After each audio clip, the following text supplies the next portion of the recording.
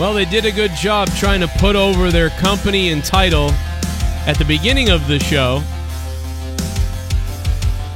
And then at the end of the show, they put over the Ring of Honor crap. I don't understand that, but we'll talk about that. But you really can't argue with a pretty good wrestling match to end it, I suppose. But one thing this show is missing tonight, and you know what it was, and I know what it was Ace Steel. You know Ace Steel was missing tonight. Looks like I was right. Tony Khan. Looks like I was not right or wrong. It was kind of like a mediocre type of thing. You know, tonight I was my worry. If you guys have been listening to my show the last couple of days, my big worry about tonight was that they were basically just going to go into like, okay, well, you know, we do awesome New Japan style wrestling. Come check it out. And they were just going to have guys go out there and put on wrestling clinics. And that's how they were going to just avoid anything and get to next week. But, you know, tonight they kind of did that, but there was a little bit of edge there. This still is not what I think we needed. I think we needed more craziness. That's my opinion, man. I'm never going to agree with the show tonight. I think this show tonight was about a 7 out of 10, but I wanted it to be an 8 out of 10. So that's where I'm at. I would actually sit down and argue that I believe tonight was a pretty solid 7 out of 10, but I believe this show tonight should have been an 8.5 out of 10. They should have thrown everything at everything, and they sort of turned it up a little bit and tried to make more out of it, you know, than it was. I love the idea that MJF came out like really selling that he's a face and a good guy, and he kind of was, you know, they kind of were allowed to make MJF two different characters tonight. They were allowed to make him the ambassador, the guy to smooth things over and to put over everything and to be the hometown hero for a second for Buffalo. And then they allowed him literally to almost snap his fingers and go back into the real character that he's meant to be.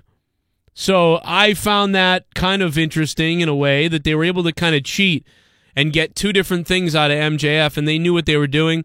I thought that was kind of brilliant, you know, based on what's going on. You know, but really good there with MJF opening this up, man. I thought they did a lot of things good tonight. Obviously, Wardlow's been listening to the show. I mean, Wardlow was basically saying everything we've been screaming about for 2 weeks, but then again, so aren't a lot of people saying that, so I'm kidding about that, but you know what I mean.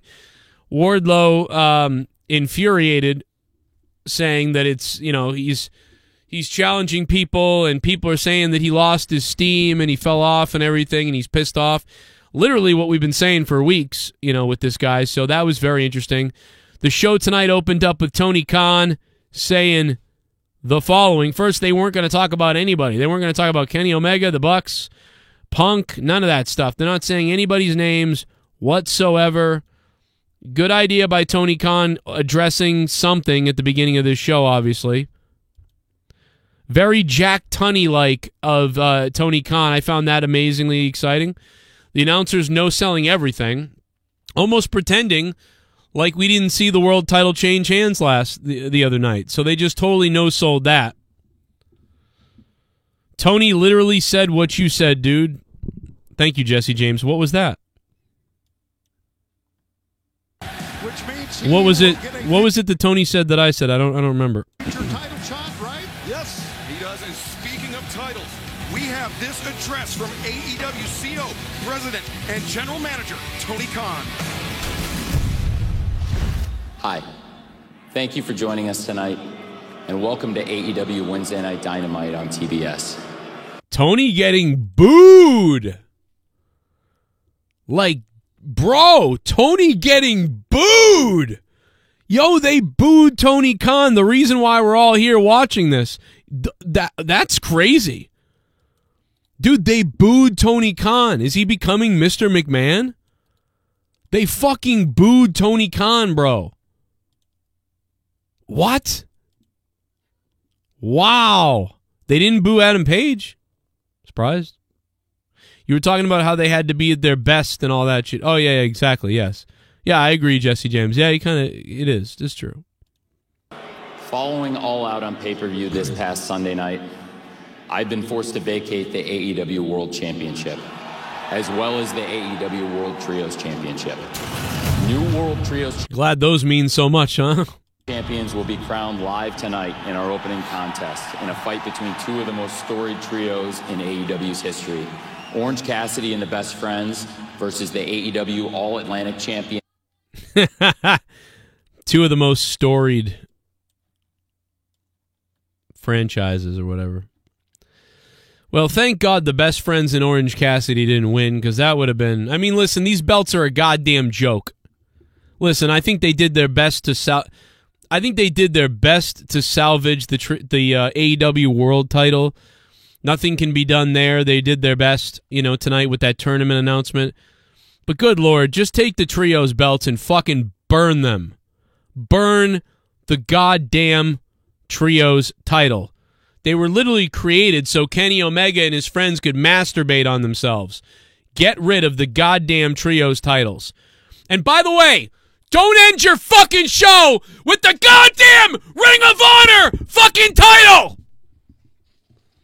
Who gives a shit about the Ring of Honor fucking titles? This is AEW! Yeah, it was a good match. Yes, it was a good moment. Fine, maybe I'm wrong. The crowd liked it. But god damn it! Stop with this Ring of Honor shit!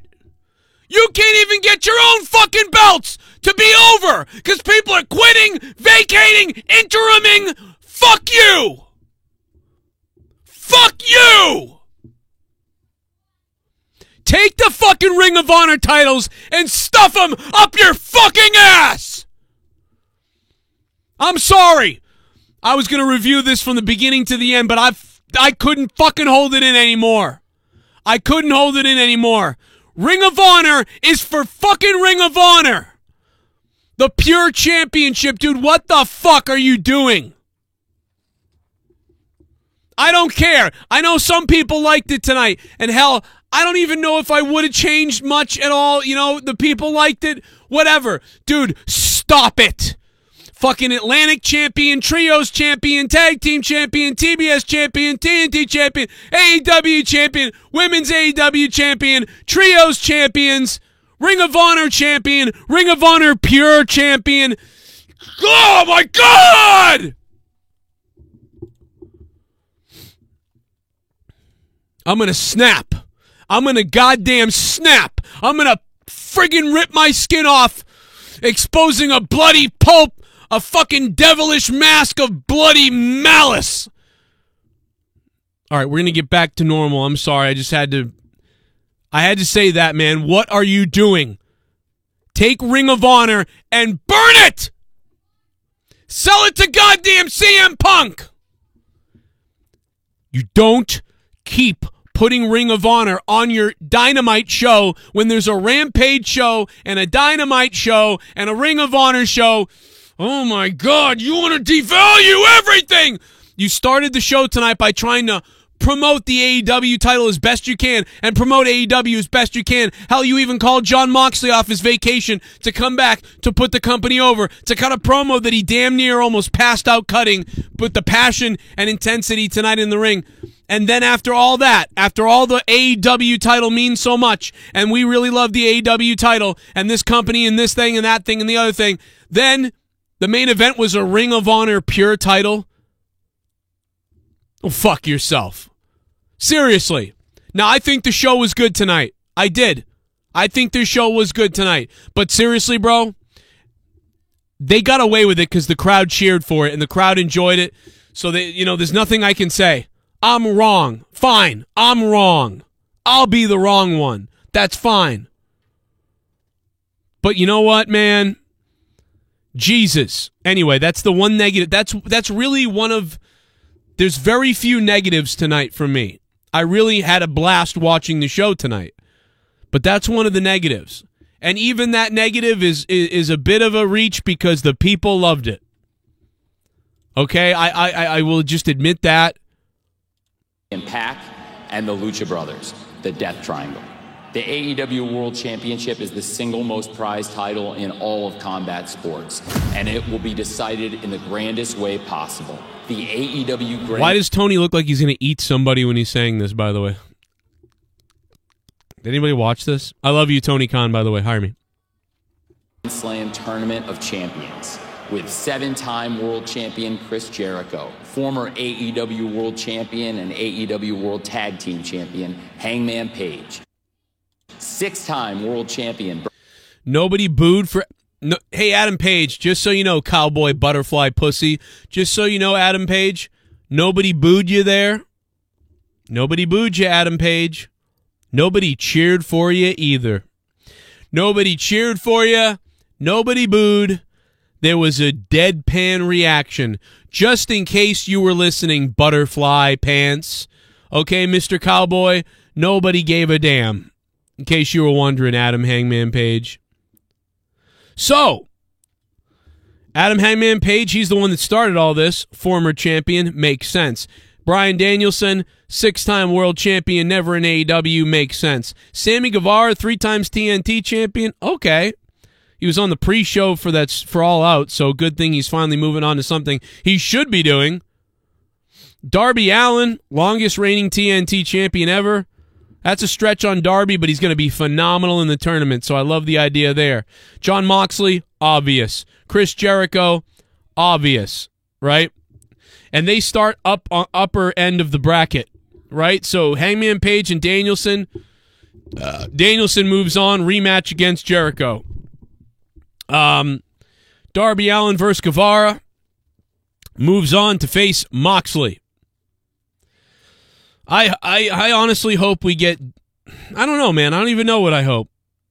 But in the end, I think it's going to be Bryan Danielson probably versus Moxley. It's probably going to be Danielson versus Moxley, and then they're going to put the belt on Danielson, I think. Could be wrong, but I'm going for Danielson in this. He's literally like a great wrestler. Tony Khan loves him for that.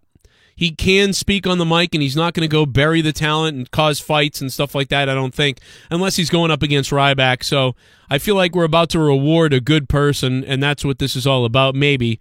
He legitimizes the title. He comes from he's another former WWE guy. We know Tony Khan loves that, wants to see his belt on that. By the way, guys, if you're watching right now, we only have 100 likes. That's bullshit. Let's get to 500 likes or baby dolphins will die in the Atlantic coast for some reason. Now let's go to the donations and see what anybody might be saying out there in donation land. You guys want to support my channel? I thank you for doing that, guys. We got a lot to talk about tonight, and we're going to get to all the donos in a little bit.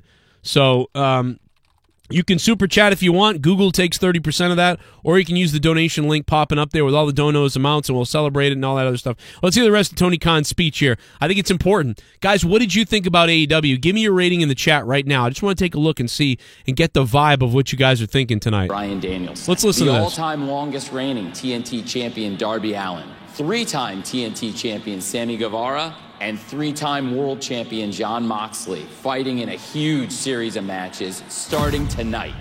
And a world champion will be crowned 2 weeks from tonight at Arthur Ashe Stadium in New York City at AEW Dynamite Grand Slam. I promise you that tonight is going to be a great night. They did do what I said the other day. I said that they would have to have some kind of big build-up or tournament or something, and they would have to come up with like a big show or whatever. Now, I don't know if Grand Slam was already planned. I'm assuming Grand Slam was already planned, and I didn't even remember it.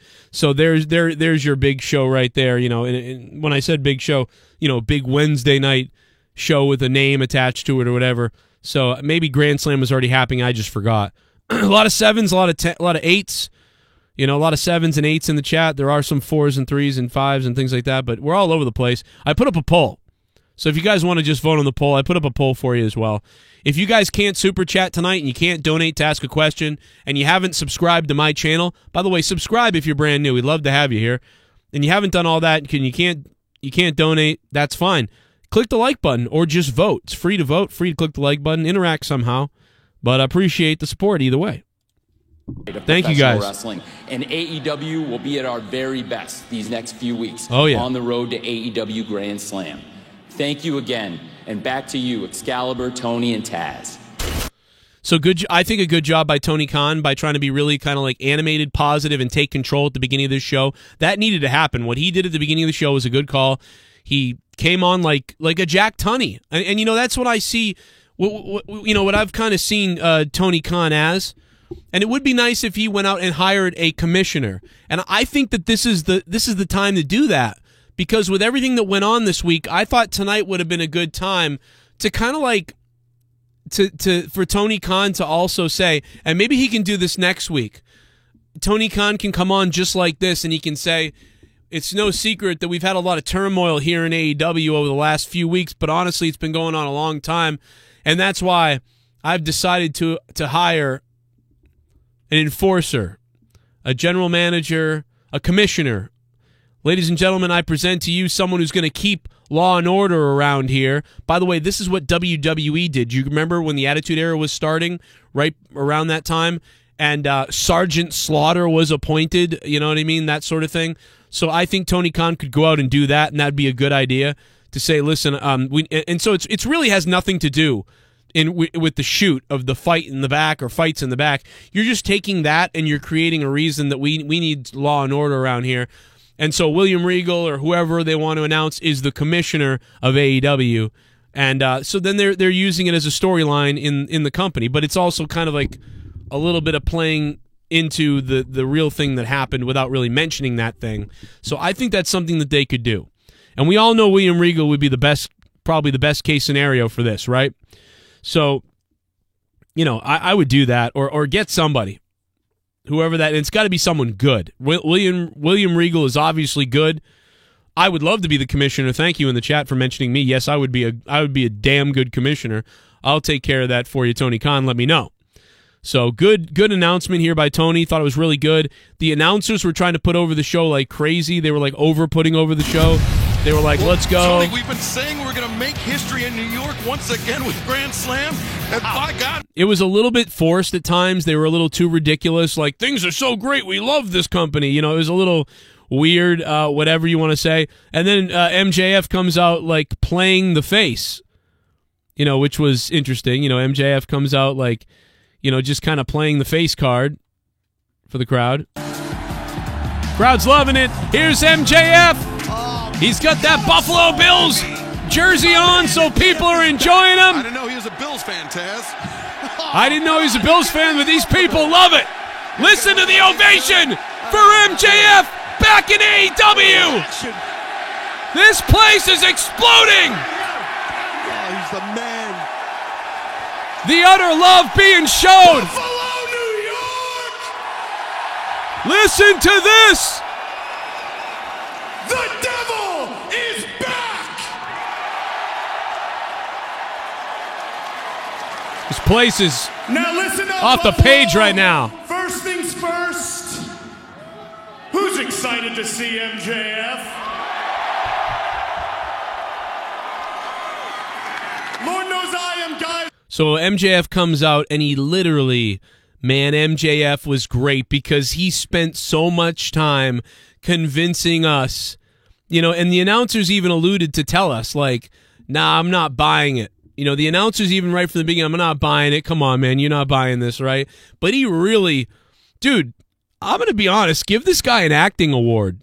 Like, he did a damn good job of making everybody believe that, holy crap, dude, that he was, like, turning face. I love it. And they used him in two different ways.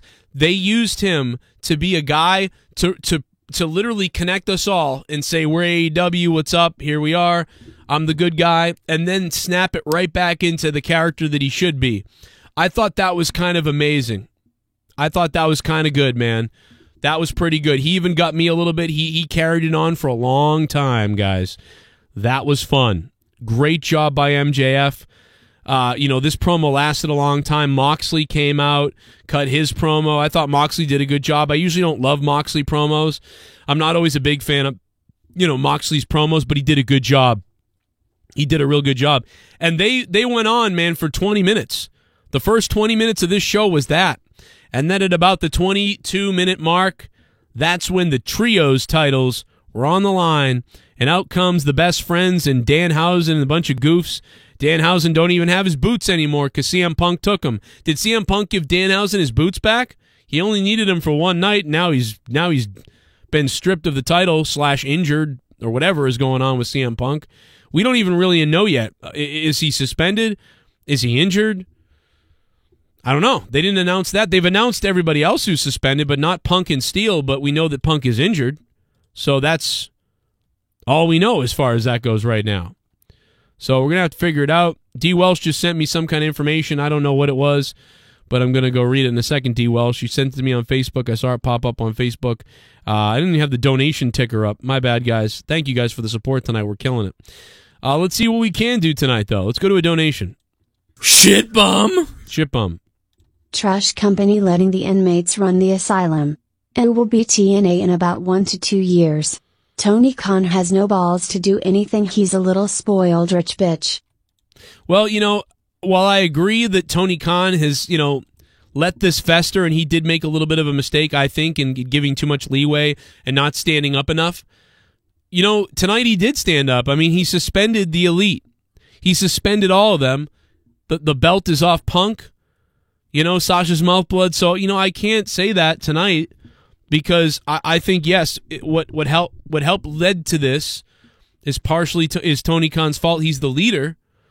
But, I mean, he did do something. He sent the Young Bucks home. He stripped them of the trios titles. So, I mean, to be honest, this is kind of TNA right now. You're talking about this thing becoming TNA. I mean, quite honestly, if you want to be real savage, you could say this is kind of TNA right now. Although I love AEW, though. But, I mean, if you want to go there, this is...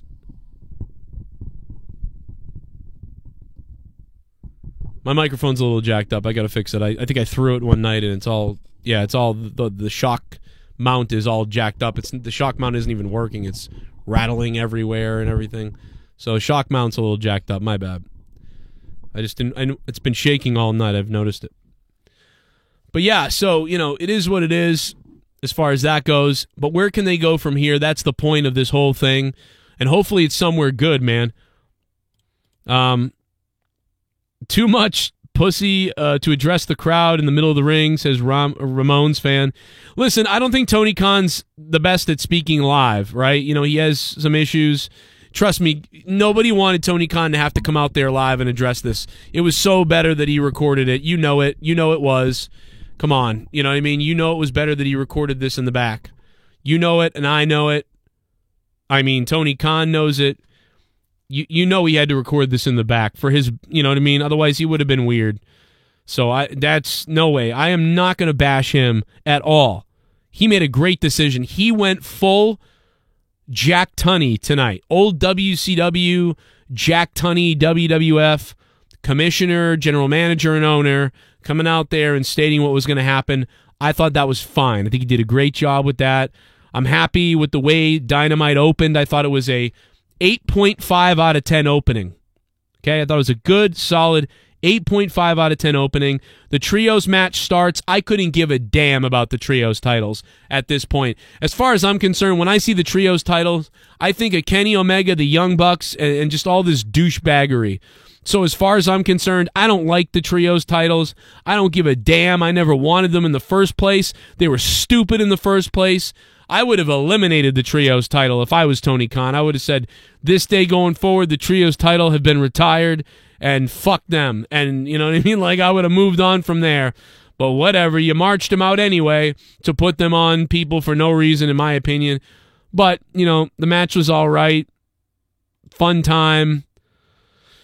You get to put the belts on, Ray Phoenix and them. I mean, they deserve something. They've been great. Penta and Ray and Pac. I mean, these guys have been workhorses. They don't start fights in the back. They don't bury everybody. They do the right thing. They travel. They dealt with COVID. So in another way, I'm happy. Good job. You know what I mean? These guys are deserving of something.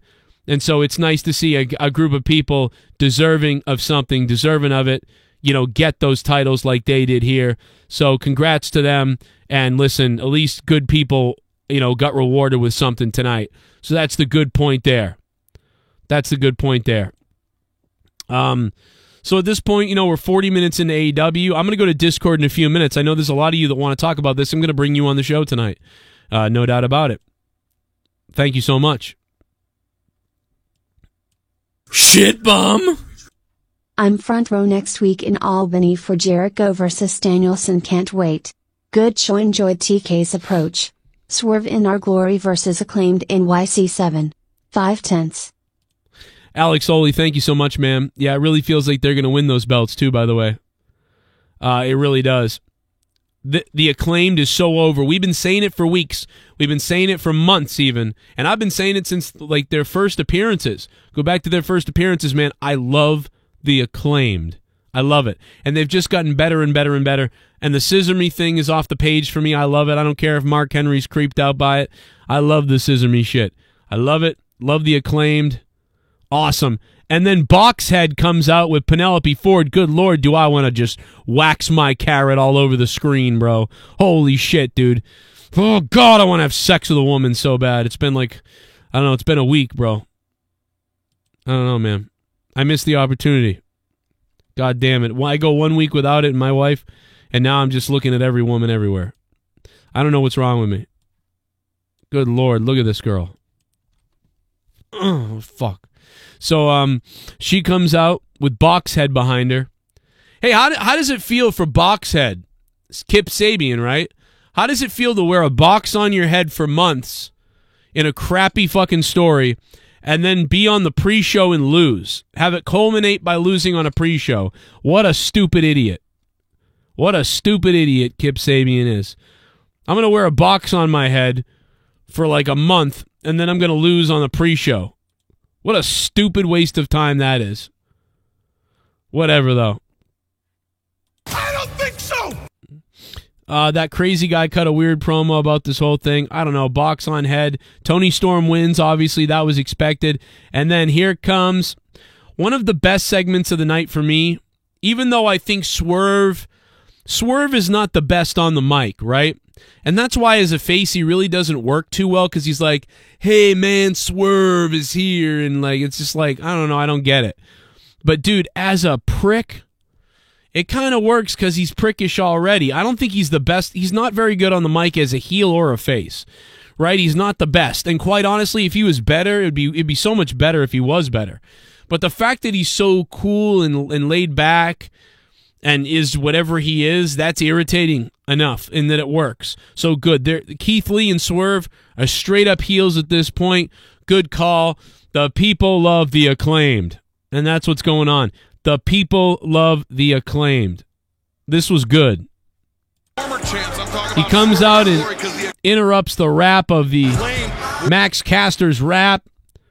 I love the way he looks like a prick. He looks like a criminal, but that's what the racists would say. Yeah, that Johnny in the chat, you're going to get called a racist, bro. He looks like a criminal. Yeah, okay. Other people would say he looks like a rap artist, Johnny. Why do you go to criminal and not rap artist? Do I have to go woke on you, bro? You know what I mean? Do you think all the white people look like pedophiles, Johnny? That's it, Johnny. You're done. You're canceled, bro. I saw what you said in the chat. I'm just kidding.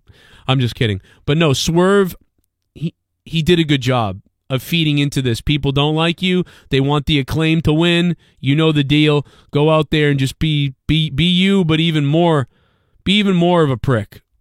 Good job. Hear more stupid, corny rap jokes from the Acclaim?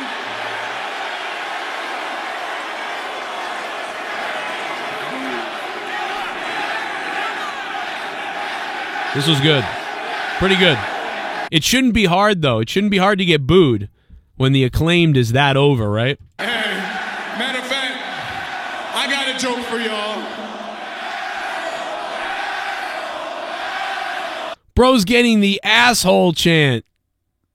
Can you imagine if you, I love it. Good job, right?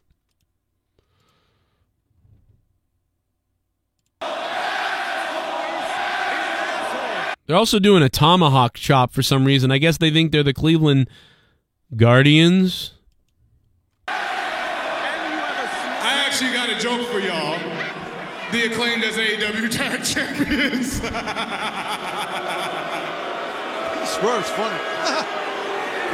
I'm glad Taz put him over because that's just terrible, dude. But you know what? Being terrible and being terrible at being a heel will actually get you heel heat. So, because he's lame. He thinks he's awesome, he's the champ, and he's not that great, and he's lame, but he thinks he's really cool. So the people boo that, so it kind of works. So good job. But this is why he wouldn't be much of a face, because he would act almost this same way, and people would be like, But the Acclaim knows how to do it. So it is what it is. But no, for real. Hold on, let me cut you off right there, Swervy boy. Oh, trust me, I know that Max Caster copied John Cena. I know that Max Caster copied John Cena because when me and Max Caster had our rap battle, I called that out. This one goes out to Joe Cronin. Remember that? And it's Joe Cronin's show. Yo, listen. Yo, how about when JR does that? JR goes, listen, with his southern accent. When Jim Ross does it, he goes, listen. I love that even Jim Ross is into it.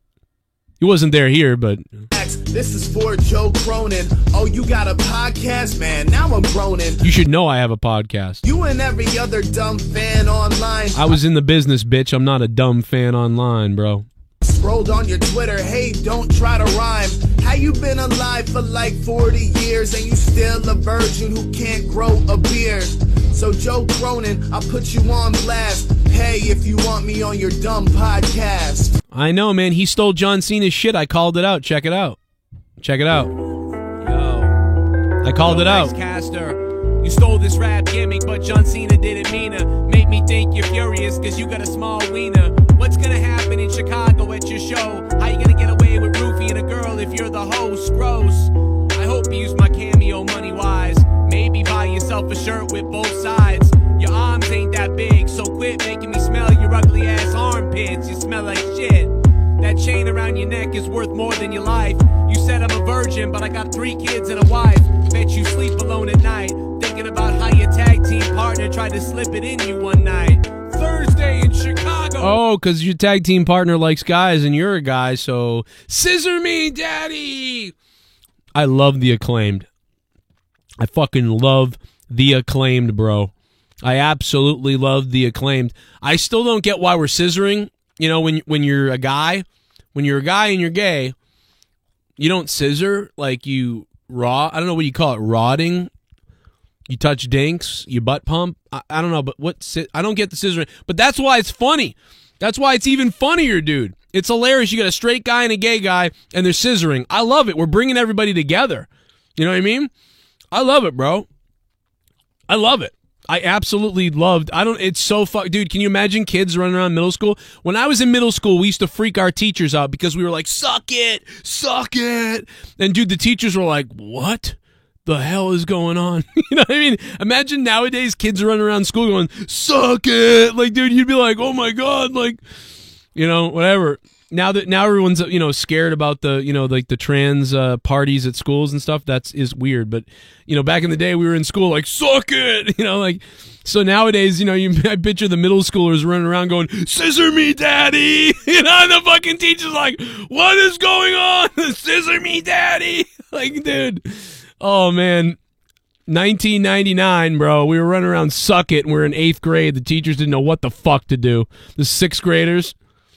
Dude, I think the teachers just no-sold it. They were like, once they figured out, like, oh, it's a wrestling thing, they're just like, all right, I don't have to worry about this. I'm just going to pretend I didn't see some kid just, like, doing the Shawn Michaels thing. Dude, everyone was doing it. I am telling you, if you are from my era, the Attitude Era, and you were in middle school, bro, we were all doing it. It was fucking crazy. Do a little basketball dance off the concrete. I mean, I'm just so sick of you little meth head devil worshippers. Gerald Armstrong. I'll be honest, I'd like to take a big bite out of your face. I only watched the first 15 minutes. Whoa. Was hoping for a better opening. Hope you got your vocal cords ready, Joe, because I was gonna have a rough time getting to 1 million. CM Punk's next match will be a muffin on a pole match. It'll be at Mindy's Bakery. Gerald Armstrong, thank you so much for $5, man. Shit bomb. Where's D. Welsh at? Check your messenger. Oh, there he is. Live shooting spree in Memphis, Tennessee. Oh. 19-year-old black guy driving around randomly shooting people and has Facebooked it live on 2 of the shootings. Oh, my God. Tennessee, Memphis black guy? Well, they're not going to cover that then. He's the wrong color to cover that. That will not be a story. The wrong color, bro. We need a white guy to do that. Then we'll cover it everywhere. You know it's true. Let me see. Yo, Turpo, what's up, man? Scott, how you doing, my friend? Joe, whatever happened to your Tupac shirt? I still have it. I wore it a couple weeks ago. I still have my Tupac shirt. It shrunk, though, in the wash. Shit bomb. I look ridiculous with it What on. the hell is a pure wrestling title? Oh, you can't, punch and do kick stuff, and, it's only wrestling, It's almost like WWF rules from 1978, basically. But it's supposed to be pure wrestling. I already flipped out about this. I'm not going to scream about it again. I think having the Ring of Honor titles on Dynamite is the stupidest thing ever. Stop it. Stop it. It's a goddamn different title of a Oh, my God, dude. I'm going to flip out. You all have Don't get me going again on this. Don't get me going. It was a pretty good show tonight. I thought it was a 7 out of 10 show tonight. But Ring of Honor, get off my TV on AEW, bro. Stop it. Ladies and gentlemen, the Soundwave 92. Donate to me. Donate to me. The top donation coming in from Soundwave 92. Acknowledge me. We gotta pay the bills. Thank you so much. The Soundwave 92.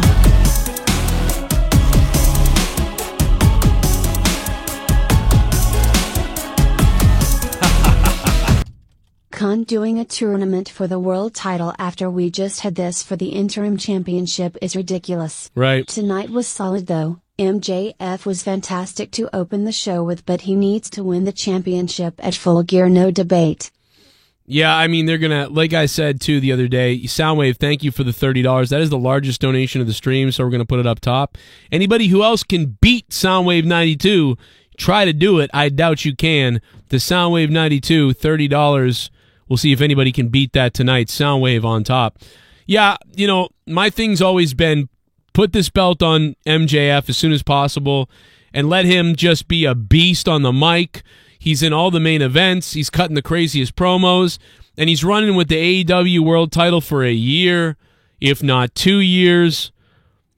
That's what I would do. Hopefully they trust him enough to do that. And hopefully that he really is trusted. And a lot of this stuff about him being nuts is a work. Because that's all Tony Khan needs is another guy who'll sabotage the whole deal. So we don't need that. So I hope that's, so if that's even an idea that could happen, then you can't have MJF win anything. You can only just have him go out there. Anyway, Soundwave, thank you for the $30, man. Hey, let's go back to Swerve. You see, I don't know if you're listening or not, but this ain't your house no more.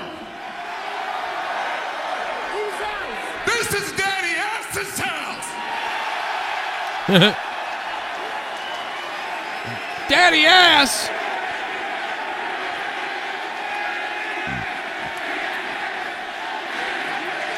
And a whole bunch of 40-year-old men are enjoying Daddy Ass's house. Let me tell you, looking at that crowd right now, a lot of 40-year-olds there. And because of all of you, in 2 weeks, Arthur Ashe Stadium, New I swear to God, he said Arthur Ashe Stadium. York City! It's the Acclaimed versus Swerve in Our Glory 2, and your uncrowned champs, we're taking home gold because everyone loves the Acclaimed! Now scissor me, Daddy Ass!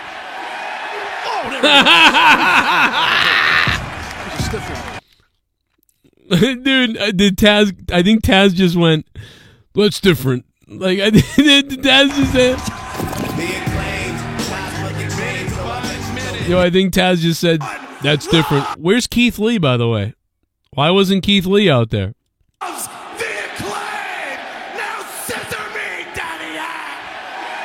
Oh, there it is. Oof, that hurt. That was a stiff one. That's different. Taz goes, that's different. No, CM Punk has not been fired. I believe CM Punk is injured. CM Punk is injured. My mother's texting me. I just texted my mother back. I'm like, you're awake? The hell are you doing awake, Mom? My mom usually texts me at like 8 o'clock or 9 o'clock. Or sometimes my mother texts me at like 8 o'clock and is like, good night, I'm going to sleep. And I'm like, oh my God, all right, good night. Man, you go to bed early. And it's like, what, 10:40 and she just texted me? What the frig? Can't believe my mother's awake. Scissor me, ass man. Yeah, what did Dave Rose say a couple nights ago? Scissor me, ass badaddy, whatever the hell he said. I don't know what it was. Is this it? You might. I want you to understand this is not edited. What I'm about to play is not edited. He said this in real time. It's not edited whatsoever. He said this in real time. What the hell was he saying? You might my new daddy? Scissor me, ass man. Dude, I lost it there because I couldn't believe what he was saying. Oh, my mother said she had to wake up to go to the bathroom. Well, that's nice. You might my new daddy? Scissor me, ass man. So weird. Super chat party. Super chat coming in. Among all this, Black getting a conditional release. I know he has personal issues, but how can nobody make this guy work? I feel like Gary Busey and Randy Quaid could make this guy top 3 in merch. You know who made him work? Triple H made him work. The guy rose up from a goddamn coffin and seemed like the biggest deal since, like, the Bray Wyatt. Do you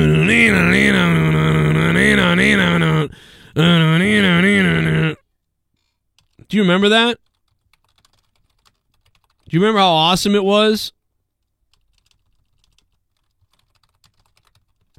Remember Aleister Black's theme? Where is it? Remember this? Who remembers this? You remember that? Is there a cover of it? I don't want to get hit with a thing. Remember this? This is the best thing that will ever happen in his career. Aleister Black needs to go back to WWE. They need to call CFO and get this music back. Motherfucker rises up.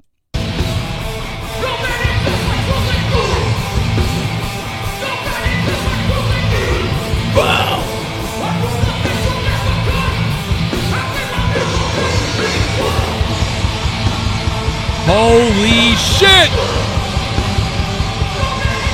Things are about to get real here on NXT because the man of black and darkness is here, Aleister Black!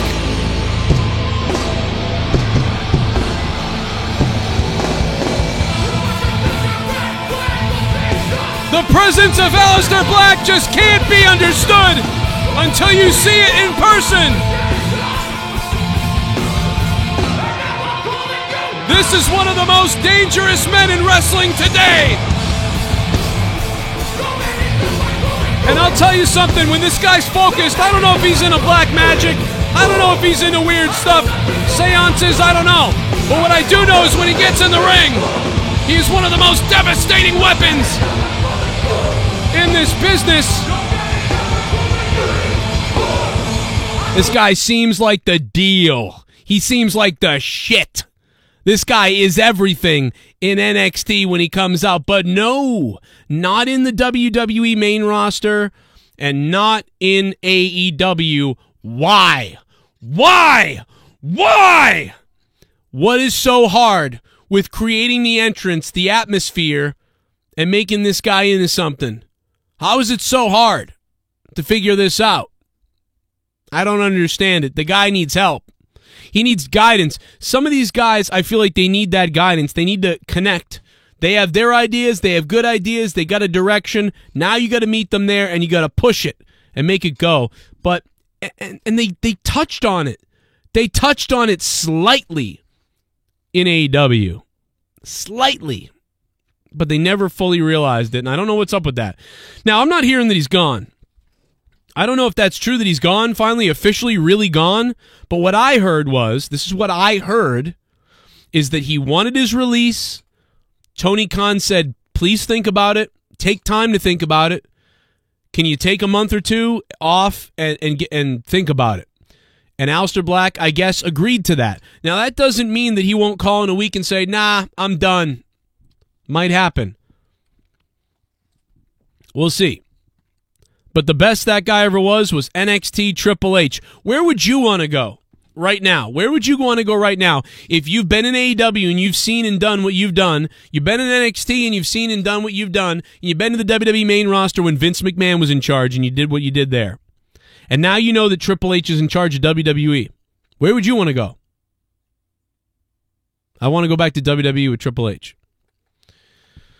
And I get depression. I've got it right now. But my most of my depression comes from being stressed out over money. If I didn't have money problems, I still would have a depression issue, but it wouldn't be nearly as bad as mine is right now. You know what I mean? I have most of my depression gets triggered by anxiety and triggered by money in my life and, you know, what I'm dealing with behind the scenes off the air. But Aleister Black, I don't know where his comes from, and what's going on there personally. But I understand it. You could be probably the happiest thing ever, and you have problems. It's never going to go away unless it's treated. So a lot of people deal with that. I get it, the anxiety for sure. So take 2 months off, or take a couple weeks. I don't know. But I don't think he's officially gone yet, unless you guys know something I don't know. But I know that he did ask for his release, and I know that could have happened. But it looks like Tony Khan convinced him to think about it and call me when you're ready. That's what I heard. New subscriber. I could be wrong. You fucking Mark! Yo, D.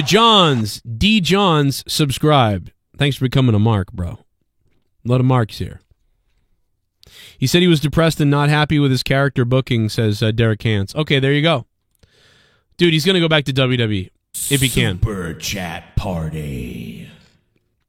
Reason behind MJF promo? Praising WWE. No way Tony signed off on that. Feel like Chris, Brian, MJF, Mox said, hey, Tony. We got this. Trust us. Adam Talmage, thank you for the $4.99. It was a little bit weird that he, praised the WWE so much and everything, but, I think that they don't care at this point. They're like, dude, do whatever. Super Chat as long as you're not talking about CM Punk. Would be fun if Omega and the Bucks bought 3 front row tickets to SmackDown on Friday. That's weird. Zachary Busby, thank you for the $4.99 Super Chat Party. Appreciate it. Derek Johnson, thank you, man. The gimmick doesn't have longevity. You might be right. I think it does with that entrance. As long as it has a great entrance, and he can have good matches with people. But, man, that's, New subscriber. It's hard to do that. Fucking Mark! Tantalizing Tony. Thank you for subbing to the channel. Tantalizing Tony. That's what a name there.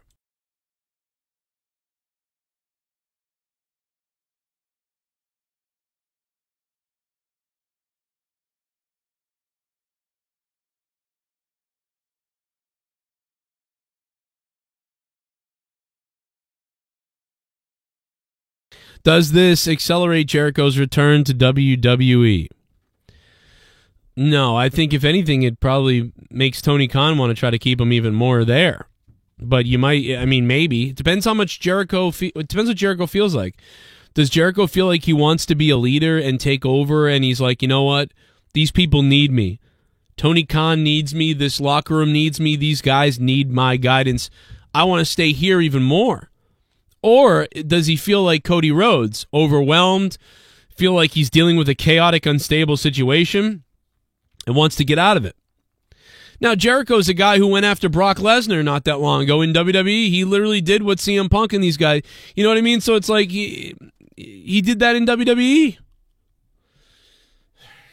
So it's like, Jericho's seen all this before. He's not that fazed by it, to be honest. I'm sure he's there to give guidance and stuff, but it's up to Jericho. Does he want to be a guy who has to kind of be like daddy to a lot of people? Does he want to be like the Undertaker of AEW? Then yeah, he'll be fine there. But maybe he wants to do that in WWE. So I don't know, man. It could be up to money. Could be up to how much he cares about the people that are currently in AEW. Could be up to his own plans. I don't know. Only Jericho knows this. I can't guess at that. I would think that... Jesus, look at the cat just showed up. What are you doing? Look at this. Hey, what are you doing? Meow. What are you doing, you? I know. Are you mad at me? I'm sorry. Ow. Hi, babe. What are you doing? When are you coming down to see me? Okay. Kitty came to see me. All right. So where are we? We're at Scissor Me Daddy, the Acclaimed. I didn't really hear what Jericho had to say, so let's hear a little bit of Jericho. Let me give you a little history lesson. 400 years ago, Ponce de Leon went searching for the Fountain of Youth. He didn't find it. But in 2022, Corazon de Leon, Chris Jericho, found the Fountain of Youth. And I'm drinking it in, man! That's why I was able to beat Bryan Danielson on Sunday at his own game. How many women do you think Jericho has sex with in the back? Just saying. I am now the best wrestler ever, the best sports entertainer ever. I'm the Bee-Wee BC. Bee-Wee BC? Bee-Wee BC. Hashtag it, Tony. And that's another reason why I'm going to beat Bryan Danielson again next week on Dynamite. And I'm going to go on to Grand Slam and become the world champion for the 8th time. Because it's my championship. AEW is my company, and this is my effing locker room. And no one is taking that away from me. Ever. Ever. When it comes to the Jericho Appreciation Society, I got 2 little brothers. Spanish God, Sammy Guevara. This is my locker room, so it looks like AEW's taking back the locker room potentially here. How about that? AEW's taking back the locker room. It's not bad. It's not bad. I like Jericho's promo. It's borderlining on comedy versus serious, but very, very comedy style, New subscriber. You fucking mark! Shots fired maybe at maybe Punk. I don't know who. The Elite. I don't know. Reef Records LLC, thank you for subbing to the channel. Thank you so much, man. Good to see you here. Good to see you here. Thank you. Super Chat Party. Super Chat Party. Yeah, if was Tony Khan I would not take belt off CM Punk. Dumb decision my opinion, and Hangman Page started all of this BS drama. F Page, cheers Joe. Tumbler glass, cool face. Hey J-Rod, thank you for the $4.99. I found it interesting that tonight Adam Hangman Page, he really didn't get much of a reaction.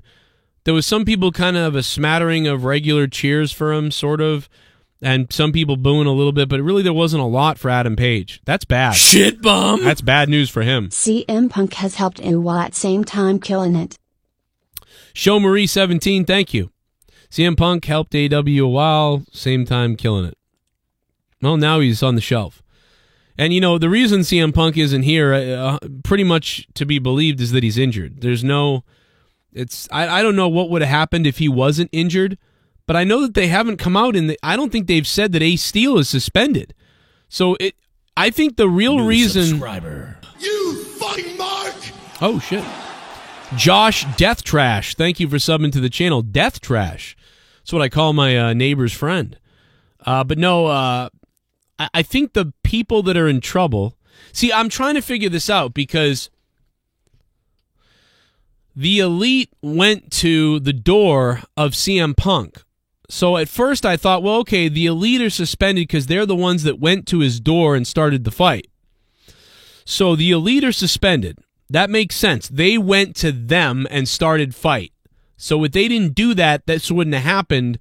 They started the physical altercation in a way, so that's why they're in trouble.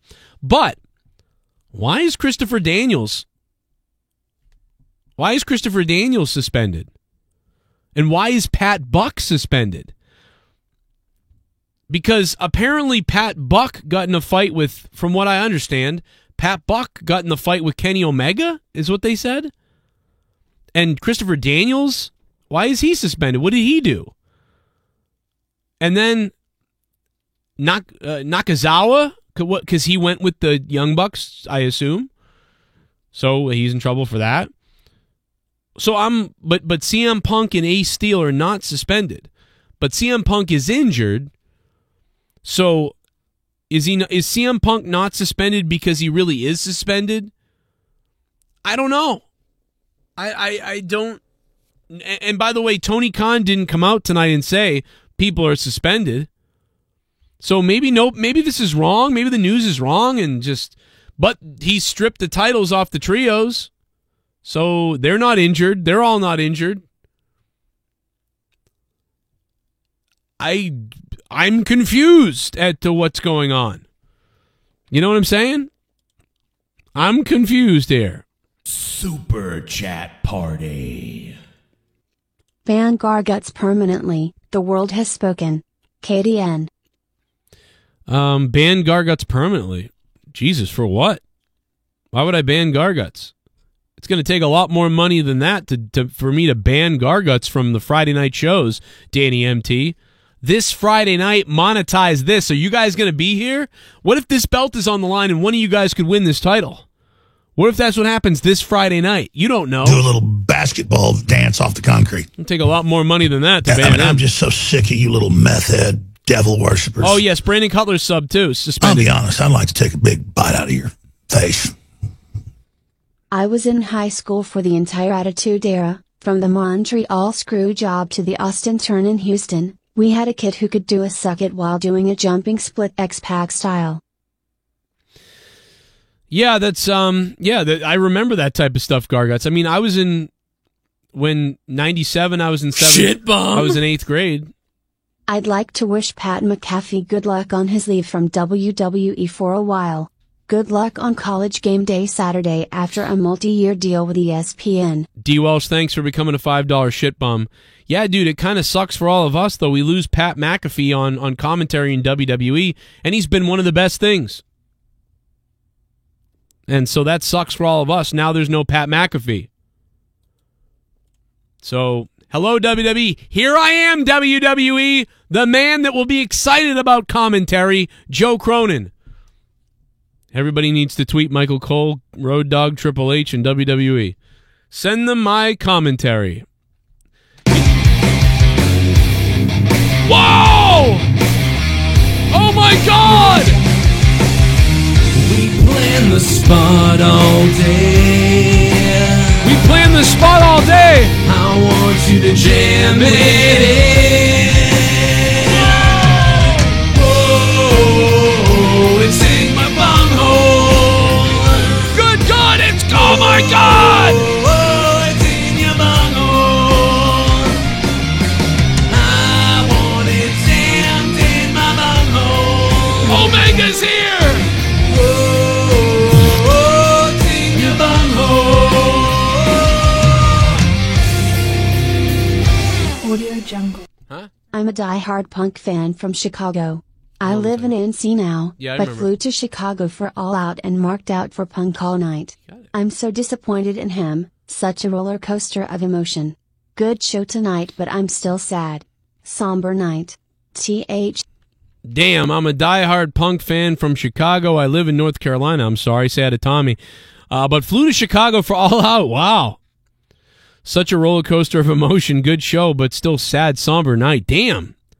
Toonbog. Toonbog, thank you so much, bro. Holy crap. Dropping $100, man, to make this show valid tonight. You guys have been nuts on Wednesday nights. I don't know what's been going on Wednesday nights. Last 2 Wednesdays ago, you guys donated over $1,200 to this show on a Wednesday, and the week before $1,000. Tune, thank you so much, bro. Yeah, listen, man, you still got to go, and you still got to celebrate Punk having, you know what I mean? That was still a cool thing. You still saw that. You know, the press conference afterwards and everything that happened, you know, it sucks that all that stuff happened, but you'll never forget about that. So, hell, man, I wouldn't let it spoil it too much. I mean, how awesome is that? You get to go see that match, see the belt change hands, see the Punk, see All Out, be in Chicago, back in your hometown, and then, you know, you get to always think about that. No one will ever forget the media scrum afterwards. And then the fact that there was this big fight and this crazy shit went down.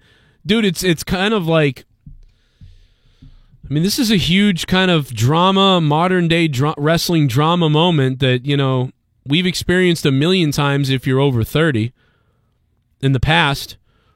And if you're younger, you know, you're getting to see one of your first ones. And fuck it. I mean, you know, who cares? You got to see history.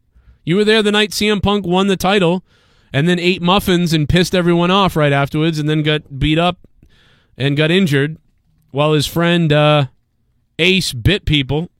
I mean, like, you'll never, you know, what a time. It's too bad you weren't at the press conference. That would have topped the whole thing off.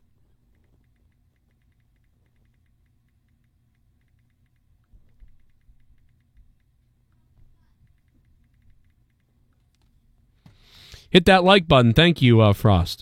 Sorry to text Leah something, my wife.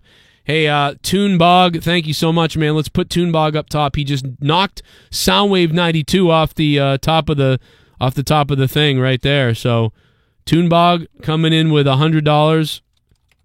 Thank you, Toonbog.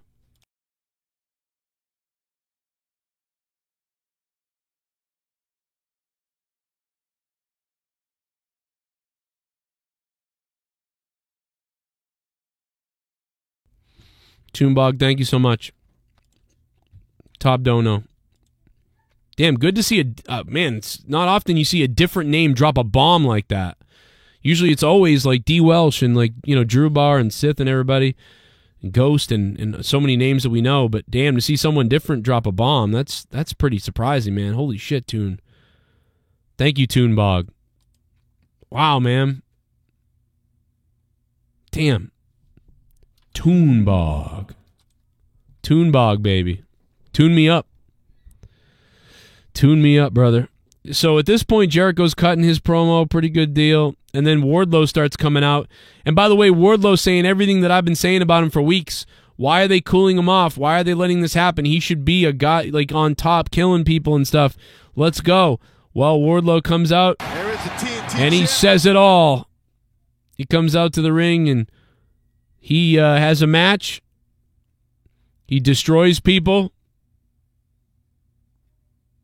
And then he cuts a promo. With the assist. I've been hearing a lot on the internet that Wardlow's lost it. Someone's watching the show. That the momentum's gone. Wardlow should do this. He should do that. Well, let me tell you something. Yeah! Wardlow is the TNT champion. And it's time for me to remind everybody in that locker room, everybody in this business, and all of my fans that have stuck by me since day one, that this is Wardlow's world.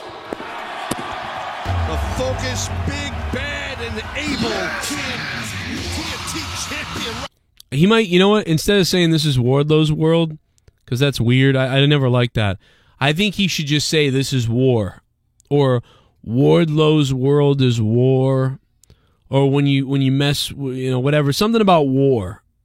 I like the war part, but Wardlow's world sounds weird. I don't know why. It sounds like Waldo. You know, I don't know why. That's just me. But I love Wardlow. I love him. You guys know this. And so I like that he went out there and basically said everything that we've been kind of saying a little bit. Although tonight, I don't think too much changed, but at least he sort of like, I'm aware of it, let's go. I'm concerned about where it's going. The crowd was not the greatest for Adam Hangman Page and Daniel Bryan. I mean, they were all right. Locks the arm and drives Hangman into the post. Well, but Hangman Page, his power is almost unmatched. Taz. Yeah, that fall-away slam. His power is unmatched.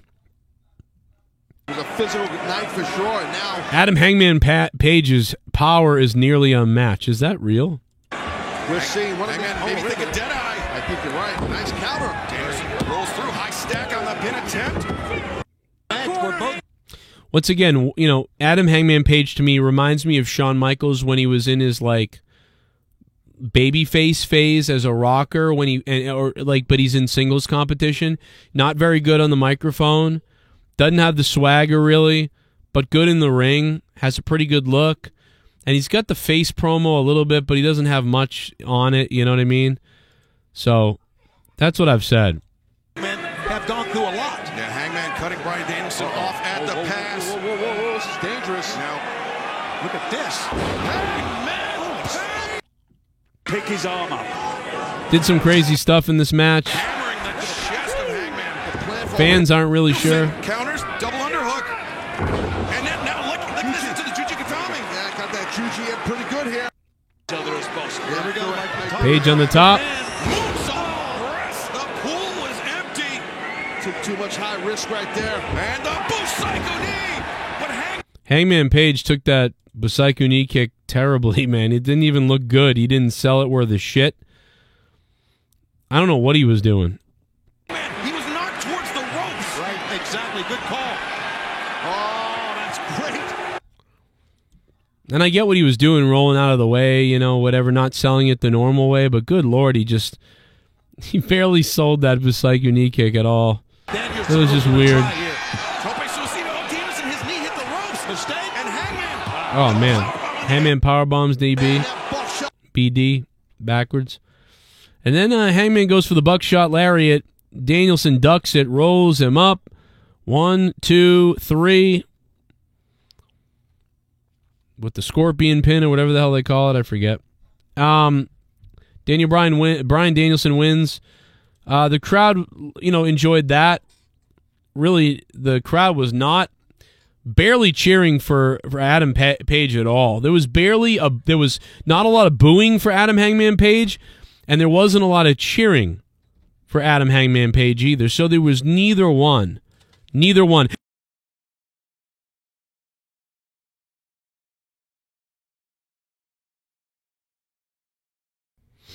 Neither one. There wasn't cheering. There wasn't booing. It was just basically him wrestling Bryan Danielson, and the people kind of cheered for Danielson. And then after that, Stokely knocked out some poor Japanese man. I mean, he waffled him in the face with a microphone. Listen to this.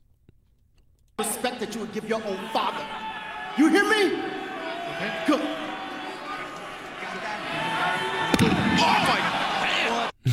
Stokely hits him with the microphone. I mean, that was nutty. Stokely just waffles this guy. You see a lot of that same violence in San Francisco, funny enough. Just saying. Take a look at Stokely and take a look at the guy that got hit, and there's a lot of that. San Francisco. Punk has had 2 reigns lasting a total of 6 days. Laughing out loud, says DJ Scandalous. Yeah, pretty messed up. CM Punk has turned the AEW title into shit. Now, AEW did their best to try to put the title over tonight and put the company over and put the title over. Then they featured the Ring of Honor title in their main event tonight, which was fucking stupid. Now, the match was pretty good and people liked it and it was nice, so what can I say about that? But fact of the matter is, featuring the stupid Ring of Honor Pure Championship on the main event to me was stupid. So, whatever. It is what it is. I'm going to go to Discord in a second. You raised a piece of shit! Moment of silence for longest reigning trio champs of all time, the Elite. Can we call Pac Bastard 2 belts now? Kip Sabian's gimmick was better in 70s as unknown comic. What was name of those donuts, Joe? Do they go well with coffee brand coffee? Cornelius's donuts, I believe, is what they were. And yeah, they definitely go good with coffee brand coffee. Subscriber. You fucking Mark! Coming to Mark, Michael Sosa, thank you. Yes, if you go to coffeebrandcoffee.com and you order coffee brand coffee, make sure you use coupon code Cronin. Get 5% off. Coffeebrandcoffee.com. Super chat party. Adam Talmage is here. Besides Vince, who could have most likely kept this from happening? Inu, Eric, Bruce, Heyman, Ace, Shane, Triple H, etc. Anybody with this roster? Nobody could stop wrestlers from having egos and getting into fights. It's just never going to happen. They're always going to do this, Adam Talmage. But, when you let them run amok, it's going to happen eventually, and that's what this was. New subscriber. This particular incident. Mark! How many people have fought in WWE like this? So it's what Vince was there. It still happens. Happens all the time. Christian Obi, thank you for subbing to the channel, Christian. What's up? You raised a piece of shit! Who wins staring contest between Cocaine-Eyes Tony Khan and Pedophile-Eyes Ace Steel? Show should have begun with returning Jeff Hardy crashing through arena. Couldn't Tony have just said no comment and avoided all this? Adnan Virk to replace McAfee Friday. Lol. Yep, they could have just done that. That's what he said. Show should have begun with Jeff Hardy crashing through the arena. That's messed up, bro. How about Jeff Hardy hits Sonny with a car?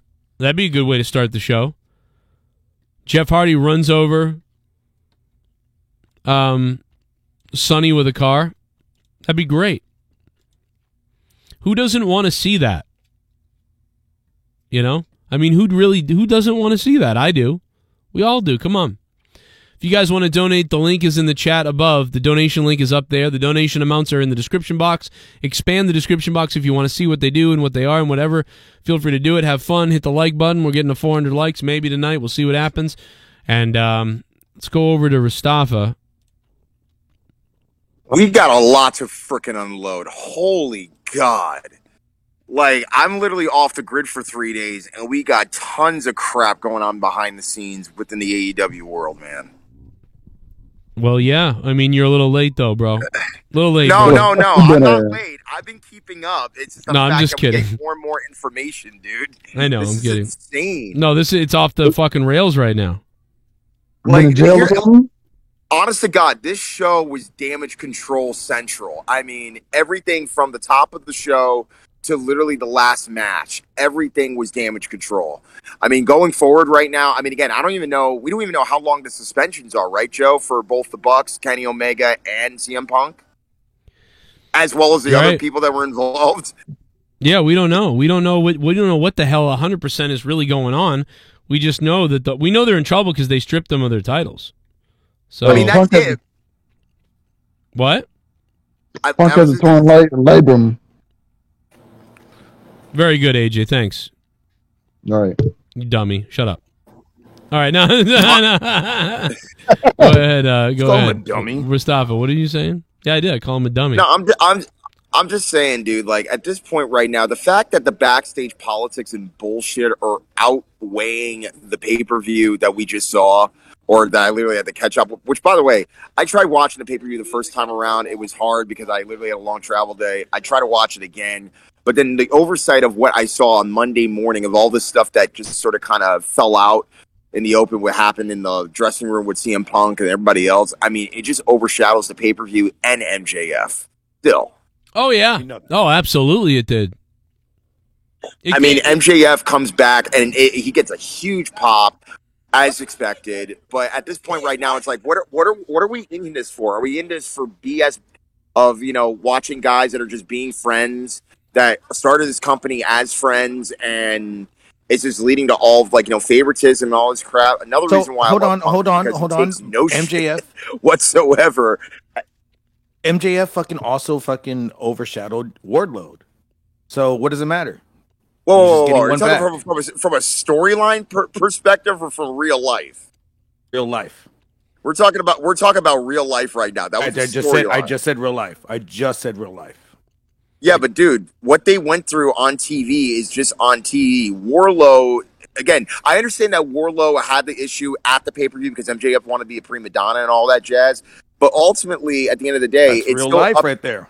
It's up to Wardlow whether or not he wants to be as big of a star as he wants to be. It was a mini version of this. He's right that it was like the mini version of this.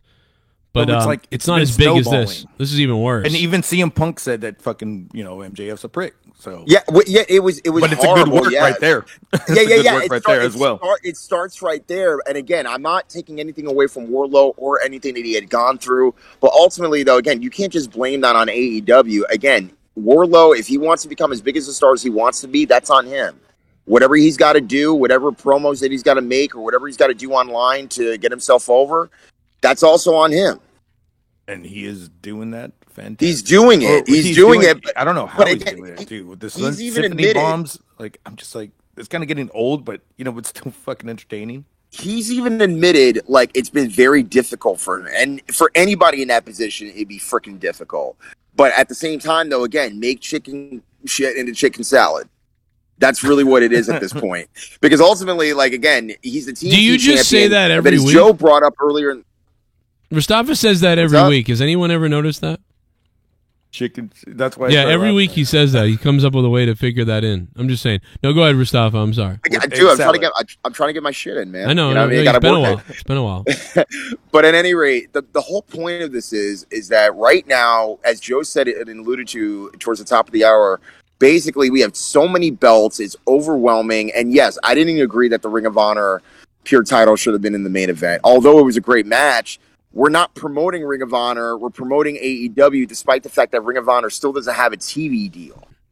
And yes, you're trying to make the belts relevant, but dude, Ring of Honor is under Tony's care. It's not going anywhere. What about when I don't get it? What about when WWE or F did WCW as the main event? What do you think about that? That's first of all, who cares? But second of all, isn't the same feeling right there? It was just why the fuck are we watching this shit? Exactly, but this is worse because at least they were acquiring WCW and they were actually trying to have these rival companies and stuff. That made sense, in some way. Ring of Honor on Dynamite makes no sense at all. You have 2 hours a week. You only have 2 hours a week that people really give a shit because Rampage is worth a fuck. So you get 150,000 internet marks watch Dark, and then you get about 350,000 people who watch Rampage. And now you're taking time out of your 2-hour show on a Wednesday night to constantly bring up Ring of Honor that shouldn't have anything to do with AEW. So stupid. Absolutely. I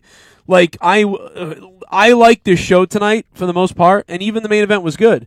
But two nobody youngsters in the main event for a Ring of Honor title. Dude, I want to slug somebody in the back. Whoever decided that. Honest to God, Joe, and here, I don't hate Ring of Honor as a brand or as the history of Ring of Honor. I don't either. I just hate it on AEW TV. Yeah, well, the thing is, especially after the last number of months, the fact that we have 2 titles now within the company, one was just literally manifested on Sunday, the Trios title, and we've had the All-Atlantic title for a little while. And again, even now, the TBS title is waning on me. As much as I love Jade as a character, honestly, just the undefeated streak alone is not making me want to believe in that TBS title being a legit title anymore. There's just too many titles. There's just too many titles. And the company's only been around for 3 years. Right. How are you having this many titles in 3 years? And now we've got 100 million fucking titles in the company and then 100 million titles from another company. We've got a Pure Championship, another ROH Championship, the ROH Championship. We're reaching NJPW levels. Yeah, that's how bad it's getting. We're reaching. This is levels of retardism at this point. And the show was good tonight. I'm giving it a 7 out of 10. But I wanted to give it an 8.5. That's what I wanted them to do, and they didn't do that. But they did a solid show. They had to play it safe. You have to admit they had to play it safe because they were doing damage control, especially Tony's. It's all on Tony's shoulders right now. He's the head of the company. It all falls on him. Right. And by the way, quick shout out to Chris Jericho. He's the freaking goat of that locker room. I mean, the fact of the matter is that, like, you know, people say, I saw people online were like, "Oh, Jericho tattletale to Tony. Let the other guys, like, you know, deal what they got to deal with." First of all, Chris Jericho is the most professional guy, with the exception of Sting and Jake the Snake Roberts, in that dressing room. He's the guy that's constantly active. He was practically you talk about pillars of the company. He is the center of that company as far as a guy that has recognition, has been in the business for over 30 years, has as much experience being on national television than any other person in that dressing room. And the fact of the matter is like, you got all these guys that are coming out of nowhere trying to act like they're prima donnas just because they're EVPs. At this point right now, I don't believe that the Young Bucks or Kenny Omega can handle being an EVP. You might as well just be a talent at this point. The only person I believed that could handle it was Cody, and he left. Exactly. Oh my gosh. And this is another reason why I felt that Cody should at least stayed and have some creative control license along with Tony, because here's the thing. As much as I can respect Tony for what he's already accomplished, and trust me, the fact that you got $1 million gate last Sunday, the first $1 million gate, I believe, for the company's history, this is what we should be talking about. We shouldn't be talking about all the crap that's like unraveling, especially after they had a meeting with the locker room literally a week and a half ago. Well, they need another meeting. They needed another meeting today, obviously. And then they had a meeting the other night when they all punched each other in the head. And, you know, I don't know what you do here, but, you know, and I know they did a good job tonight of trying to value the AEW title and trying to value the company. They really had a rah-rah beginning and stuff like that. But in my opinion, as much as I enjoyed, and I think they did a good job with, you know, rah-rah, where AEW, let's go type of thing, we needed some shocking things to happen tonight. We're going to get some in the next couple of weeks. Don't get it twisted. I mean, the fact of the matter is now we have all these shoots, most likely, or, you know, in some way. But I mean tonight. They should have done it tonight. They should have done So you remember when Wardlow was in the ring and he said, "Anybody step up to Wardlow" type of thing? What I would have done is 5 minutes later, 10 minutes later, there's something going on in the back, like involving Wardlow. Nah, I'm sorry, dude. There's like a lot of speed racers out here. My bad, dude. Talk. Okay, yeah. So Wardlow, I'd say, oh man, we got to go to something's going on in the back. Not something in the back where you were, Stoffa, something in the back of the show. So then they cut to Wardlow, and I would have had somebody like fucking run Wardlow down. I mean, like run Wardlow down with a car or something. Wardlow's in a windshield. Something like that, you know, Wardlow, something crazy happens with Wardlow, and he's bleeding everywhere, and he sits up, you know, and he's all fucked up, and he's like, oh, you know, and someone attacked Wardlow, and they want to face him next week or whatever. You know, just get something mysterious to happen tonight. That's what I would have liked on top of all this stuff. I think they did a really pretty good job in many different ways. Like they had a solid, pretty good show tonight. But I would have done a couple of more things that would have been. You want to be more risque. Yeah, just like something like they had the promos, a lot of talking to start the show. They had a lot of talking to start the show, a lot of promos. Then we had a couple of good, really solid like wrestling matches for the tournaments things. They were just missing that one shock factor thing that I think they should have done. But pretty, you know. Well, in the words of Cody Rhodes, shock factor's out the window, man. Well, apparently not when you're biting people in the locker room. And dude, now Ace Steel is the most over, like, non-active national wrestler in the world. Dude, he's now officially the white Mike Tyson of wrestling. I don't think they know it. I'm not sure Tony understands that. I think he thinks this is bad and everybody's bad. I don't think he knows. This is going to be a good thing. Even though that most likely, even if he wanted to, even if WWE wanted to grab this guy for whatever reason, I don't know why. I would. But man, dude, this guy right now is so. Oh, dude, when I saw that video that you posted at 3:00 in the morning, I laughed my ass off. I actually woke up all the people in the Airbnb. It was so funny. And imagine if they cut promos on that like every week, Ace Steel, like, and they just You raised a piece of shit doing that shit. Hangman should have been suspended for his butterfly jeans. Think they use the scissor me saying as it sounds better than Dick ram my shithole. Admittedly Drew Black. Enter Tony Nesse. Damn it, AJ. Think Ryback shares bank account with his mom or she hate him too? Wings. Oh man, I think we made AJ upset. AJ Adams left the show. He was like, "Oh, shut up! All right, I'm out of here." He's taking his ball and going home. Yeah, AJ Adams. Bomb. I scared him. Just We crack have and entered win. the Ultimate Warrior phase of CM Punk's career. Big returns and then turmoil. Somewhere AJ Adams enjoyed the hate crime on Dynamite. Top tier rules. Oh my god. Whoa. All right, Joe. We need to talk about this. Mastodon, thank you. Do you think that CM Punk is actually going to leave the company on his own accord or based upon Tony's? I don't think. No, I don't think so. I don't think he's going to leave. He's pretty. He's too valuable at this point. Going anywhere. He's not going anywhere. He's hurt. He's hurt. He's going to have time off because of this, and he's hurt. And he's not going to be an interim at this point because he already was an interim, and that already got screwed up, not just by the injury, but, Super chat party. I don't know how he comes back. Don't you think MJF should have kept the devil gimmick going longer? Very tough Yes. look. Even if we know it's him, make it a Bray/Fiend gimmick. No brainer. Nah. Adam Talmage, thank you for being a super chat guy, man. What's up? Honestly, at this point, why did MJF even leave? Why did they even have... This was stupid to have MJF leave.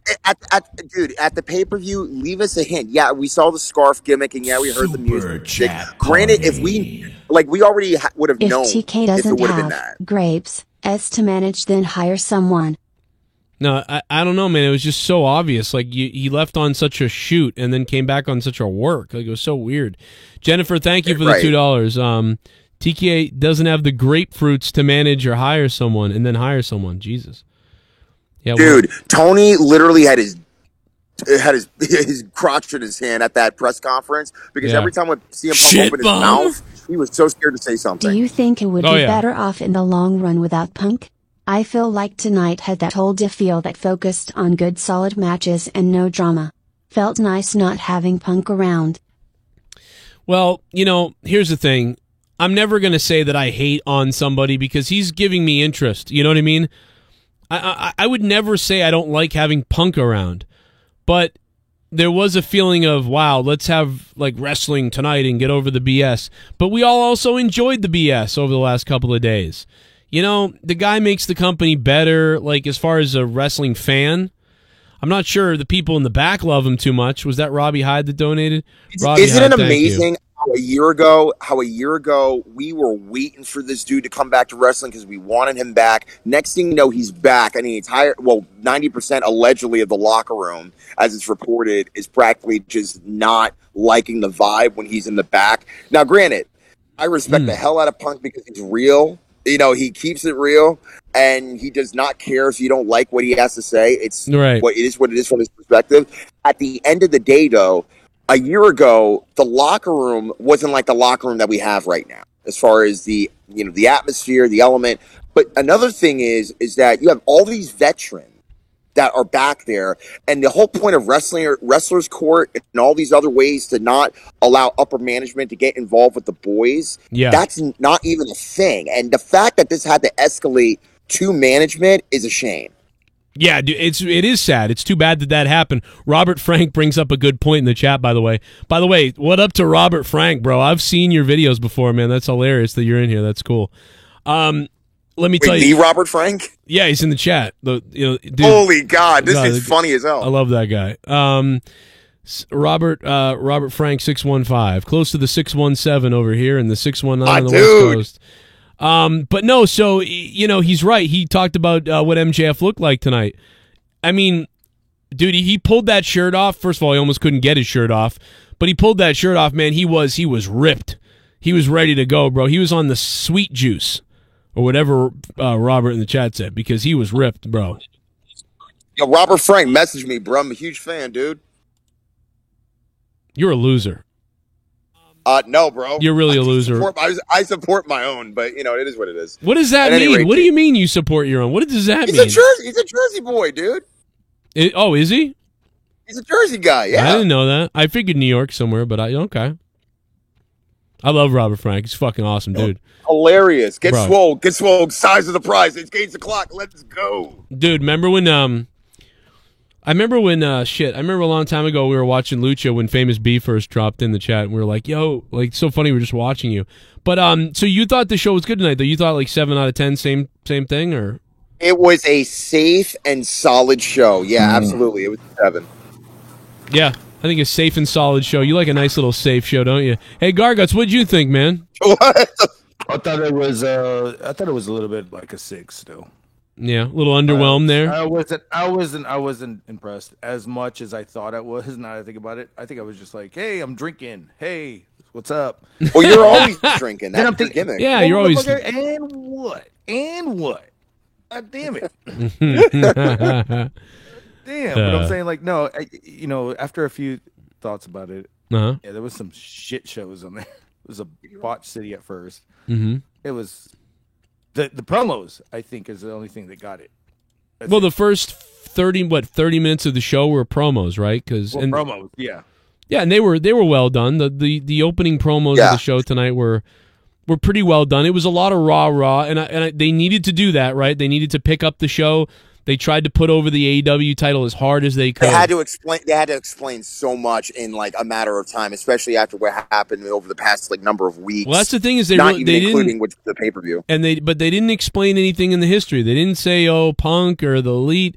None of that. Just the belt's vacated, and the belt means so much to this locker room and the world and everybody. And there's a big tournament, and this is what it's going to be. And they just immediately started building the narrative of, we're going, big championship. Oh my God! Look at this! Dropping bombs. We plan the spot all day. Oh man, Todd Fair's dropping bombs on us tonight. I want you to jam it in. Oh, it's in your bunghole. Wow. Todd Fair's going to join Toonbog. Robert Frank's finished right backstage.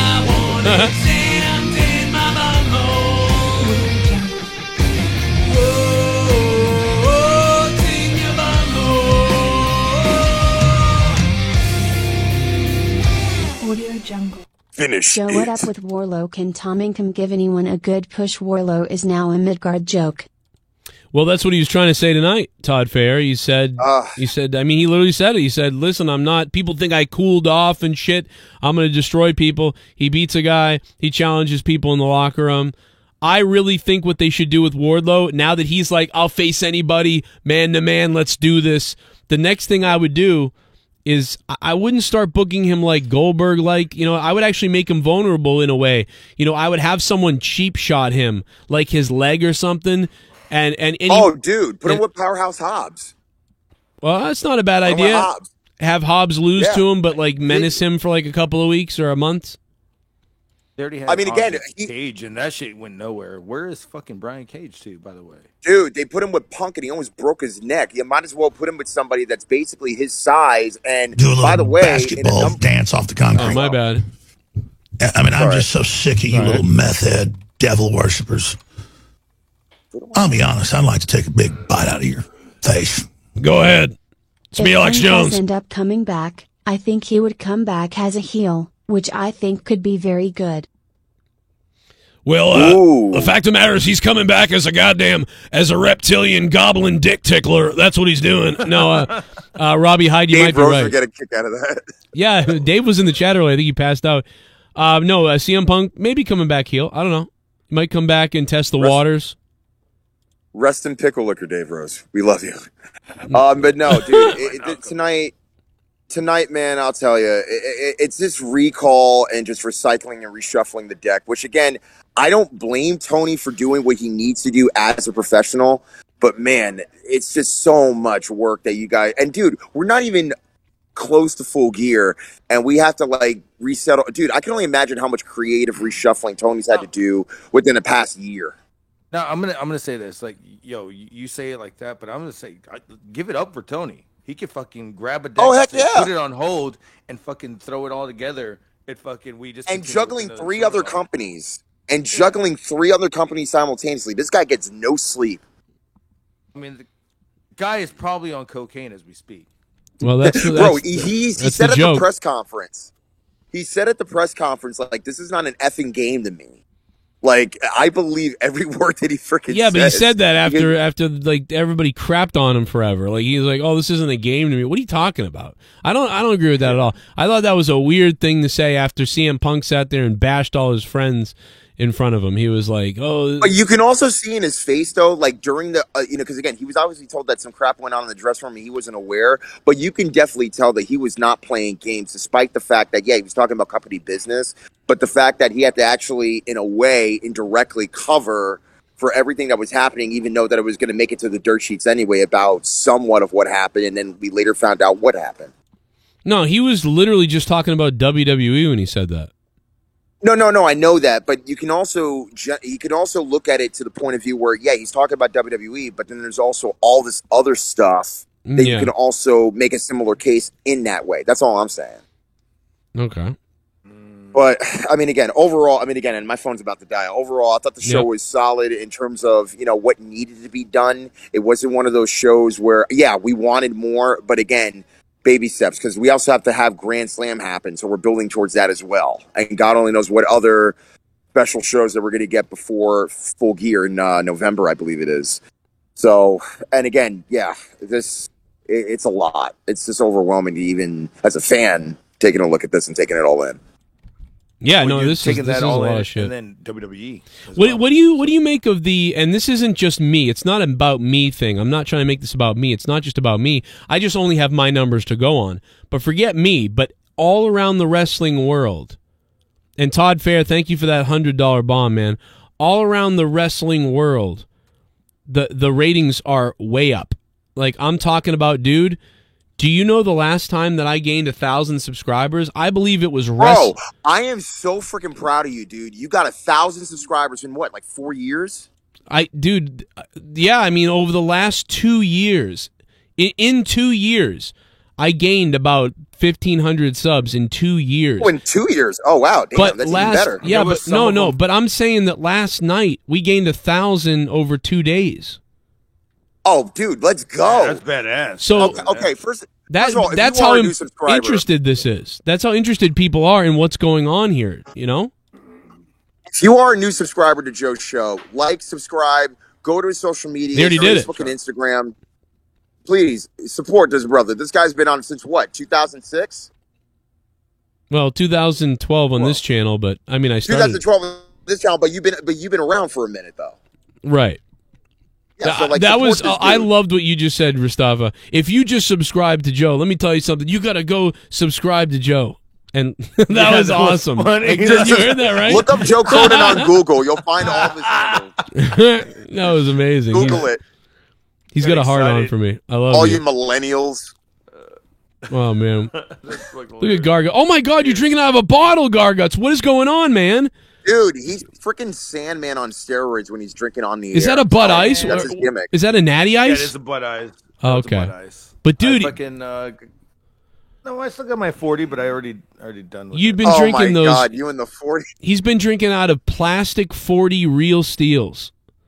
Or Steel Reserve. Yeah, my bad. He's a one-man Mexican NWA. He gets himself over. I almost said Ace Steel. Oh. Ace Steel. Dude, that sounds like a porn name. I know. Everybody says that. The guy looks like a porn guy, too. Like, he totally looks like a porn guy, bro. Look at this Peter fucking North guy. Style. Yeah. Oh, my God. Take that, you dumb bitch. No, Joe. Fuck that. Joe, fuck that. You gotta get some red marker. Get some red marker and put that, on, his, lower chin.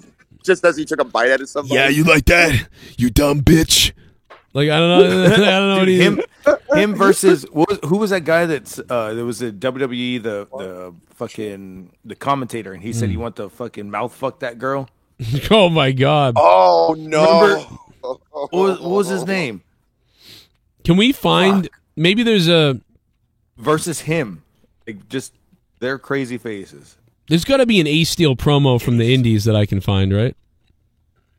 Like, there's got to be some good stuff, bro. If you find a clip and you clip it and you make it into something funny, bro, oh my God, it's he's probably the most. The next donation right there.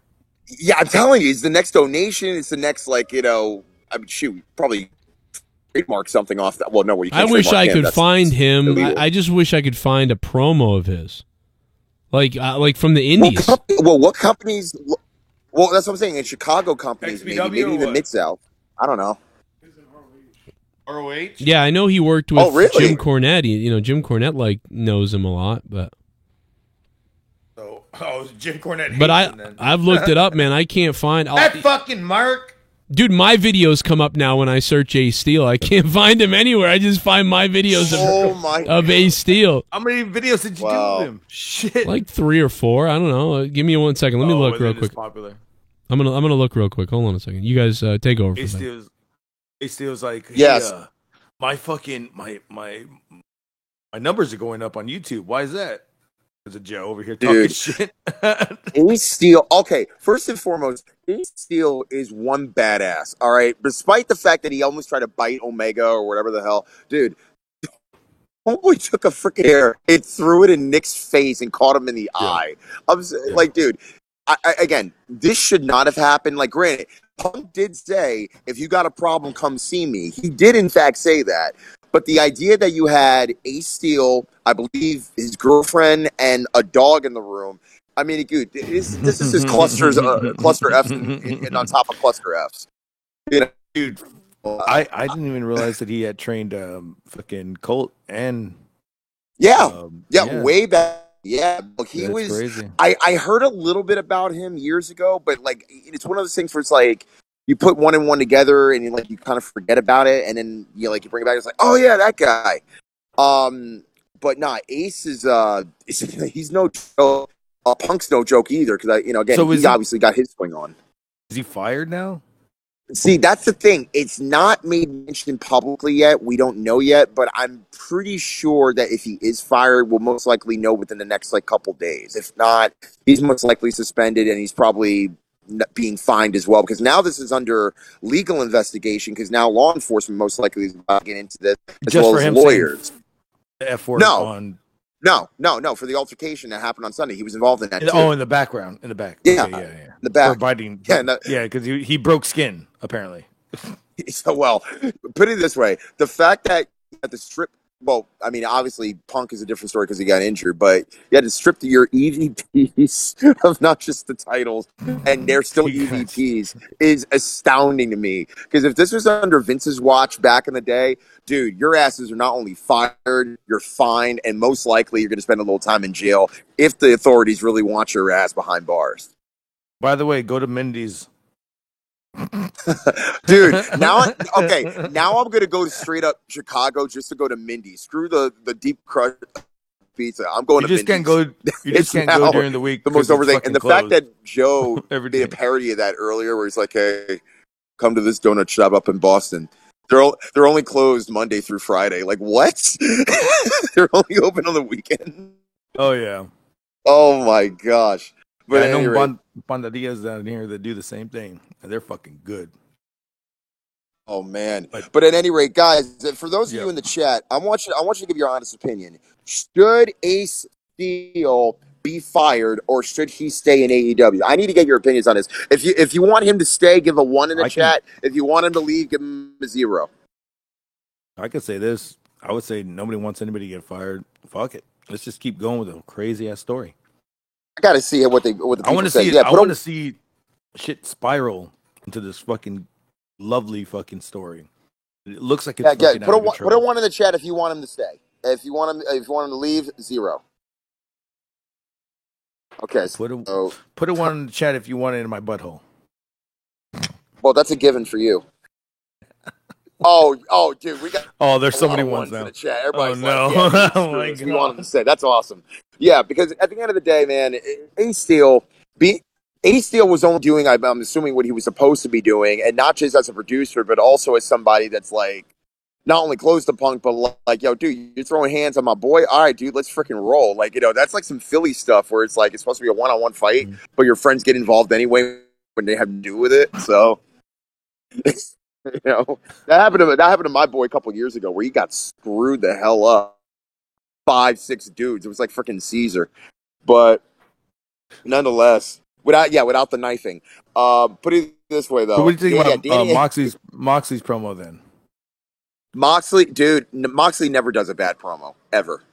Seriously. I've never seen him do a bad promo. After he left WWE, never a bad promo, and it was always his last promo in WWE when he was like a few years, 6-7 years ago, I came into this casino and I put a bet, and now I'm leaving this. I'm cashing out. Remember, that was a promo. behind the scenes deal with Michael Cole. That wasn't on like camera, like on the air in the ring. Or it was heavily produced. Yeah. And the Shield and fucking Seth Rollins and Roman Reigns looked at him and goes, and he leaves all pissed off, and they go, "Oh, there's the answer." All right, yo, Garguts, I'm gonna have to you take over, dude. My battery's about to run out, but thank y'all so much for supporting Joe. Keep on liking, sharing, and subscribing. For the love of God, share Joe's channel on every platform that you can. Make sure people know about Joe's channel. He's on practically Monday through Friday. God forbid if there's specific news that break, stay tuned for that. Subscribe to YouTube, to Joe Cronin Show on YouTube. Also, click the bell to make sure you get a notification and all. As I'm about to be out. Peace out. Hopefully, see you guys maybe for the third. I think we're gonna do Throwdown possibly maybe tomorrow. I don't know. That's up to Joe. But if anything, most likely we're also gonna be on Friday for Monetize This, which for those of you who don't know is just basically a program where we just crap the breeze and just talk about whatever subjects on our minds. So make sure you tune in for that. All right, y'all. I'm out. Peace out. All right. There goes Mustafa. His battery finally died, and he ran out of words to say. Thank you. Thank you. There you go. But tonight was fucking great. I enjoyed it. I mean, if there's anything that everybody else wants to say in the chat about it, I mean, hey, shush, everybody, shush, shut the fuck up. No, if the whole Thunder Rosa thing is true and shit like that, she was sandbagging people. That's fucking hilarious because we've been hearing that for years. Hey, sometimes it happens. People don't want to fucking fuck around like that.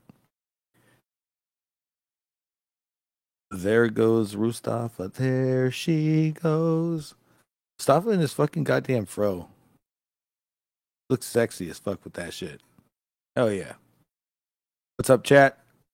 I see everybody in there. Panzer, Chris Lawrence, Mastodon. I see boobies in the chat for some reason. Who the fuck is doing boobies? That's awesome. Reminds me of fucking back in the day. Anyways, god damn it, Joe, you better fucking take your finger out of your butthole. But if, in all fairness, hey, tonight I enjoyed it. Even though I think it was a 6, I'm not gonna fucking buy into a lot of stuff. Especially the whole like keyboard suspended and shit. Hey, maybe they might be doing that just to take a little break. Maybe Punk is really injured again. I mean, he did have a rebuilt foot. 16 plates, 16 screws. That's crazy. Now he needs a rebuild brain. He needs to rebuild his fucking. Now he needs to go get attitude. Needs to get some muffin. Rebuild his attitude. What the fuck? Oh my god! One of my kids, my daughter woke up, so I had to go upstairs to see what was the problem. Are you all good? Yeah, she just can't. She's like, I'm awake and I can't sleep, and Daddy. So he just like Chris Benoit. Oh, I'll do that to Leah. I'll leave a load on her. Super chat party. No, Adam Talmage. The last time we had a talent act like this, Bret Hart, it created Mr. McMahon and the Attitude Era. Does Tony have the vision/balls to capitalize on this? Is it possible in 2022? No, I don't think so. But I don't think so. But here's the thing, Adam Talmage.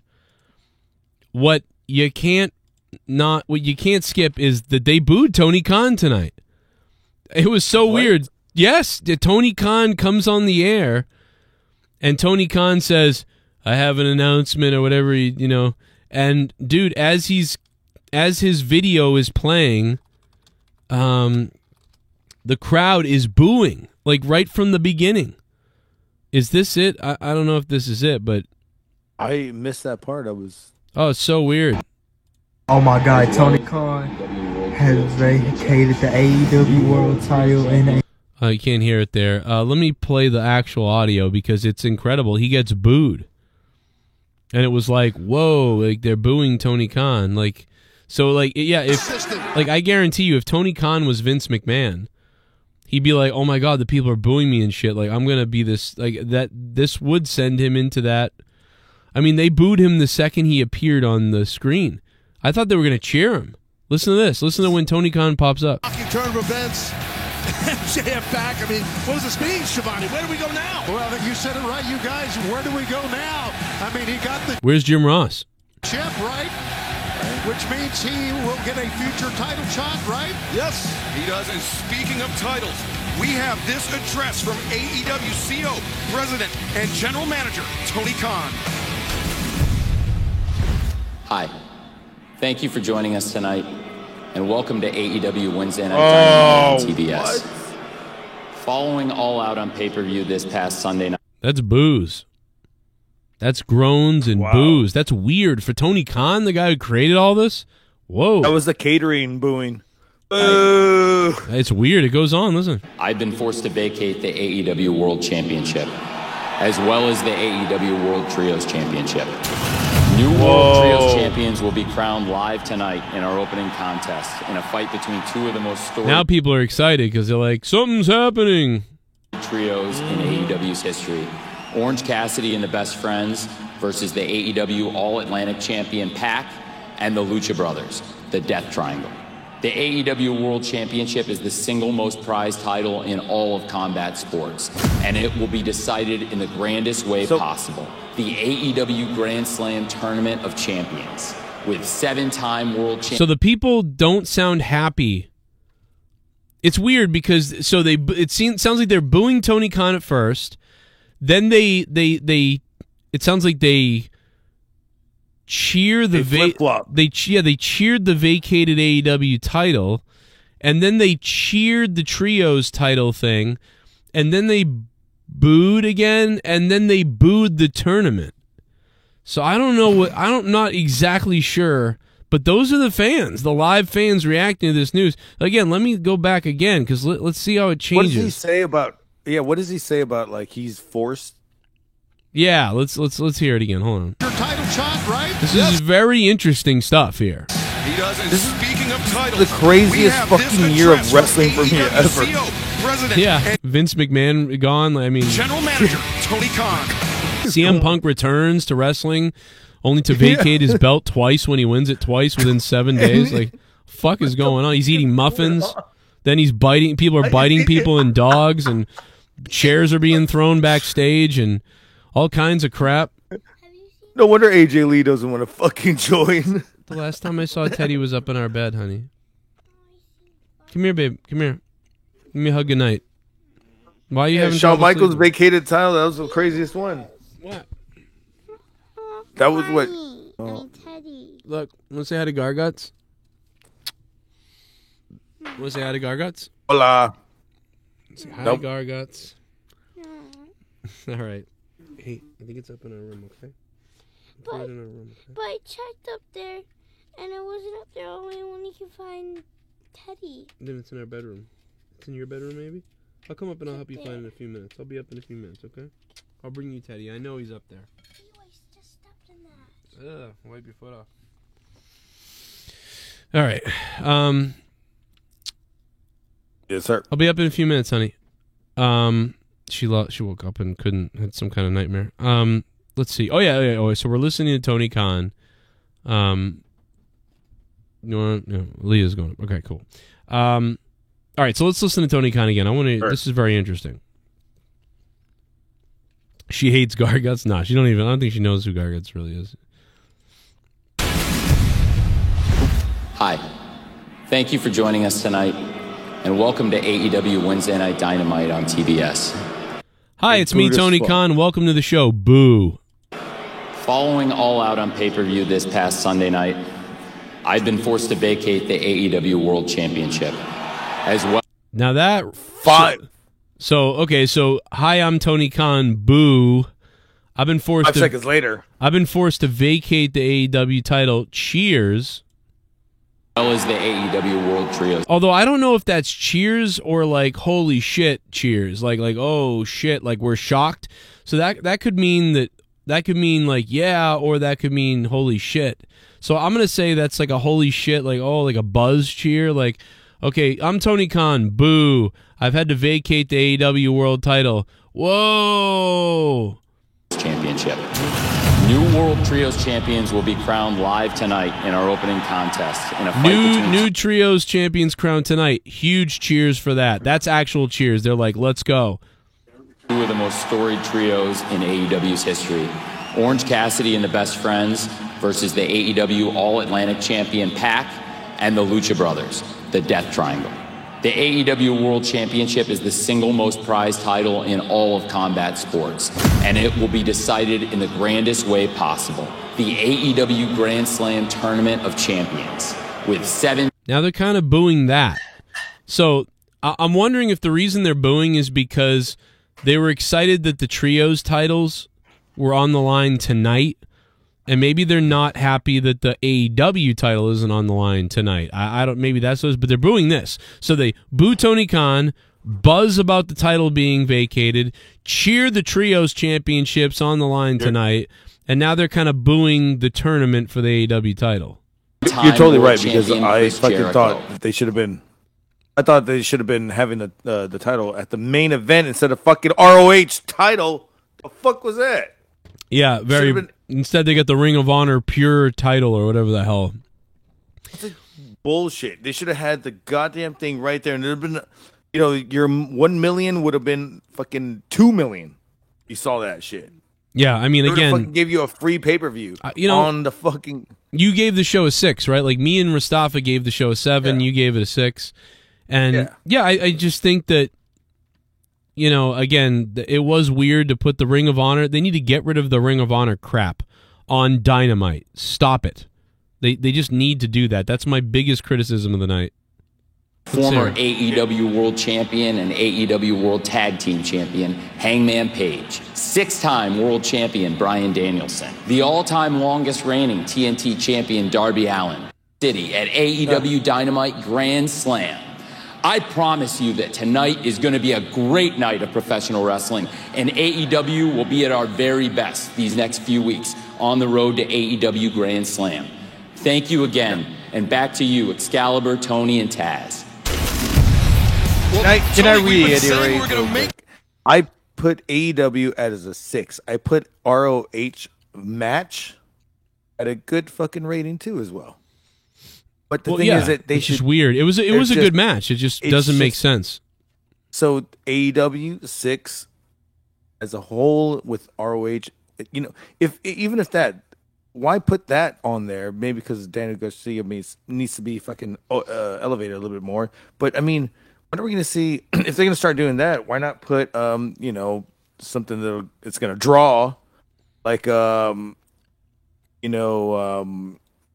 What are they called? The Briscoes. Put those motherfuckers on there. Well, that would have been really short notice. Maybe they couldn't do that. You know, I don't know. Just have no Ring of Honor. There's no reason to have Ring of Honor on a Dynamite show. You know, you do it every once in a while. Every once in a while, you bring out a Ring of Honor thing or something once in a while to cross promote. But good Lord, like every week and whatever, and then in the main event tonight is stupid. You know, it's like, I get it. I just think it's way too much Ring of Honor on AEW. It's confusing. I think to continue the story from week to week, they have to rework things back together and then mold them back together. And then they said, well, we got one spot left. What do we do? Well, I hold Ring of Honor. I wish the main event was people calling. Next time, make the main event people calling Eddie Kingston fat. That's what they should have made. He's fat. What is it? Fucking make Scott Steiner go up there? Yeah, Scott Steiner. Have him go up there and call him fat and ugly and stupid, then do Steiner math in front of him. That's what you should do. Super chat party. Adam Telmage. Chat is lit tonight. Make that money, Joe. Adam Tamaj, thank you for the $1.99. I don't know, man. I think we're coming to the end here on it, but we'll see what happens. Adam Talmaj, you are a beast. Thanks for the super chat, Adam Talmaj. Appreciate it, bro. And thank you guys to all the new subs and everything as well. Been having a good week for the most part as far as that goes. And Adam Talmage is not done. He's going to keep going. Super Chat Party. Oh. If Steve Blackman was hashtag all elite, how quick would have this backstage stuff been not only ended, but been made unconscious? Well, I think Steve Blackman probably would have done the same shit that Ace Steel did. Probably would have hit someone in the face with a chair, punched someone else out, and hit someone in the eye with a goddamn chair. And bit somebody. I mean, that's what Ace Steel did. I mean, yeah, Blackman probably would have killed somebody, though, so probably better Ace Steel. Super Chat Party. I have nightmares every night and I never got a hug. Oh, I love you, Adam Talmage. Thank you. Listen, I love my daughter. Reminds me of me so much, bro. It's so unbelievable. I love her. Poor little thing, having trouble sleeping. Hey Joe, so tonight, fucking Bad Bunny is here at the Alamo Dome. And guess where the Royal Rumble is going to be very soon. And Triple H said that he's been talking to Bad Bunny, so Bad Bunny's going to AEW, everybody.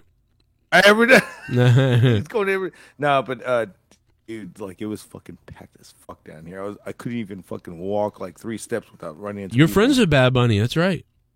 Oh, dude, yeah, dude. He fucking said $1,000. What the hell? For my rent? Did you just do a Arab accent or something? Yeah, you know he's like Hispanic. He's not. He's Puerto Rican. Oh, I mean, are you like what's wrong with you? Just because you're Hispanic and Native American. Oh, right? Aren't you a mix? You're like I know. I'm American. That's not a race. Oh, okay. Shit. Fuck. I'm a fucking mutt.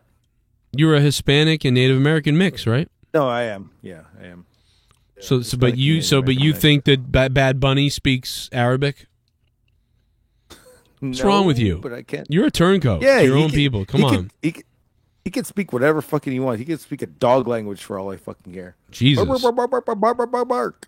Good Lord. Good thing you're not a white guy. If you were white saying this, you'd be in some shit. But luckily you can get away with that because you are that. So there you go. Now you know what it sounds like when your people speak. I just hear dogs barking. I hear dogs barking. I hear the fucking radio going back in the back, and I smell tortillas burning. Oh my God, I love it. You should just be anyway. Now Penta and Pac and everybody, they're all the trios champions. I think they should just throw the trios champions down the fucking toilet, but already, right? No, I mean, listen. Now they're going to live on now because now a team has won them. But in my opinion, the trios titles were only made to make Omega and the Young Bucks happy, so they could have something to do besides making their fucking video game. Goddamn fruitcakes with their video game. Like, oh my God, bro. I heard it doesn't even look that good. You know what? I don't care if it's great, stupid, crappy, or the best game in the world. Like, it's fucking. It's just like, dude, they're obsessed with it. That's all they care about, it seems. And their trios thing, all they want to do is put on a play. I don't know, man. They're weird people at this point. Yeah. But they started this company, so I love them at the same time. I like them. I don't love them, but I like them. Now CM Punk's calling them out, saying, "I work with a bunch of children." I mean, dude, he has become everything he hated. That's the funny thing. Oh, you know, everything he said Triple H was and all these other people were back then. Now he is that. Yeah, yeah, he doesn't want to take advice. Yeah, he doesn't want to take advice at all, dude. Adam Hangman Page doesn't want to take advice. He thinks that we created this fucking company, basically. Who's going to tell me what to do? You know? And then the whole Steve Colton fucking... Why did that have to even be the first question? Dude, because right? it was sitting... Punk was trying to get his revenge on the press. Hey, I just won the AEW title and everything, so I'm going to randomly just go after the press and everybody who was on the side of Adam Hangman Page and everything, and I'm going to go after all of them. I don't... Now, Leah, my wife, said to me upstairs, she was like, you can't be mad at that. That's something you would have done. She's like, you're like that. You know, you can't stand after a while. People talk about you. You explode on everybody. And I'm like, yeah, I know that. But I'm still saying that, dude, the guy just won the belt. And he could have done this anytime, maybe. Or I guess not, because you have to be at a media scrum, I suppose. But it's like, you just won the belt. This whole story's going on. All these things are happening. And you decide to call out Nick Houseman. Like, people mistook this, too. They thought the reporters asked a bad question and stuff like that. It's like, no, and they did ask a question before this, but he went there, just purposely picked out Nick Houseman to be like, oh, you're friends with Colt Cabana, aren't you? And to basically and he's like, no. He made him say no. Right. Like, and he goes, well, you blew up my spot then, or whatever. Like, because I was going to have this whole thing planned out, basically. Like, so it's like, dude, this guy went out there planning to go after everybody. But it's like, what? You just won the world title. Like, why are you doing that? So, I mean, maybe he knew it didn't matter. Maybe he knew he was injured already. Because we don't know if Punk 100% was injured during the scrum fight or during the match. And either way, he'd be vacating the belt. So maybe he knew that and he was pissed off about it. And so he was like, you know what? I'm just going to attack everybody because I'm going to be going away anyway. You know, maybe Punk thought. He was injured during the match? We don't know that. I mean, the report is when it came to the scrum fight, he couldn't fucking... Well, the report is he got hurt during the backstage fight, but he was already hurt, he looked like, and said at the press conference. He said, I'm tired, I'm hurt, I'm old, and I'm pissed off that I work with a bunch of fucking children. Yes. That's what he said. So he might have tore something already and made it worse in the fight. So he might have already... The fact that he didn't go straight to fucking to the little room where they fucking have the doctors. Right. He went straight to the locker room, meaning that he probably wanted to have a little scuffle. No, he went back. No. CM Punk went back to his locker room and sat in his locker room. He has his own locker room? Yeah, he sat in his locker room. Oh, that's right. Yeah, no, dude. CM Punk sat in his locker room with Ace. I forgot he has with Ace Steel, and the Bucks, allegedly, the Bucks broke down his door or banged at his door until he opened it.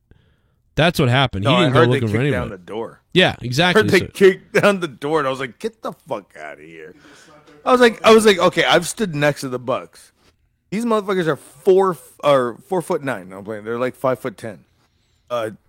Kicking down the door, and that's a thick ass door. I don't know. I couldn't even do that shit. Chat. What kind of door was this? We don't know what kind of door it was. Let's be What honest. if Punk would have called out Steve Blackman? If Punk called out Steve Blackman, I would have laughed my ass off. The Bucks super kicked the door open. they had a super kick party, the door open. Dun, dun, dun, dun, dun. Dun, dun, dun, dun, dun. And they got all the footage of them super kicking the door in. Oh, God. Yeah. And then they thought they were going to kick ass because they just knocked the door in. But then Ace Steel bit them in the face and fucked their fucking faces in. You know, fucking Ace Steel beat the shit out of them. Oh my God, this sounds like a fucking work. Sounds. Shout out to Toonbog and Todd Fair for the $100 drops. Couple of teas. Imagine them double super kicking the door in. And it falls on Punk.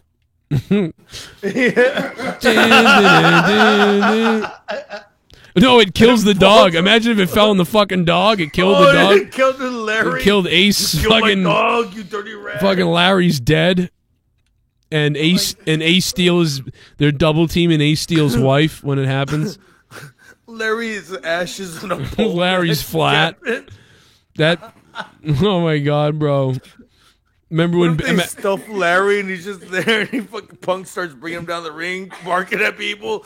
If they had Big Boss Man, they eat his dog.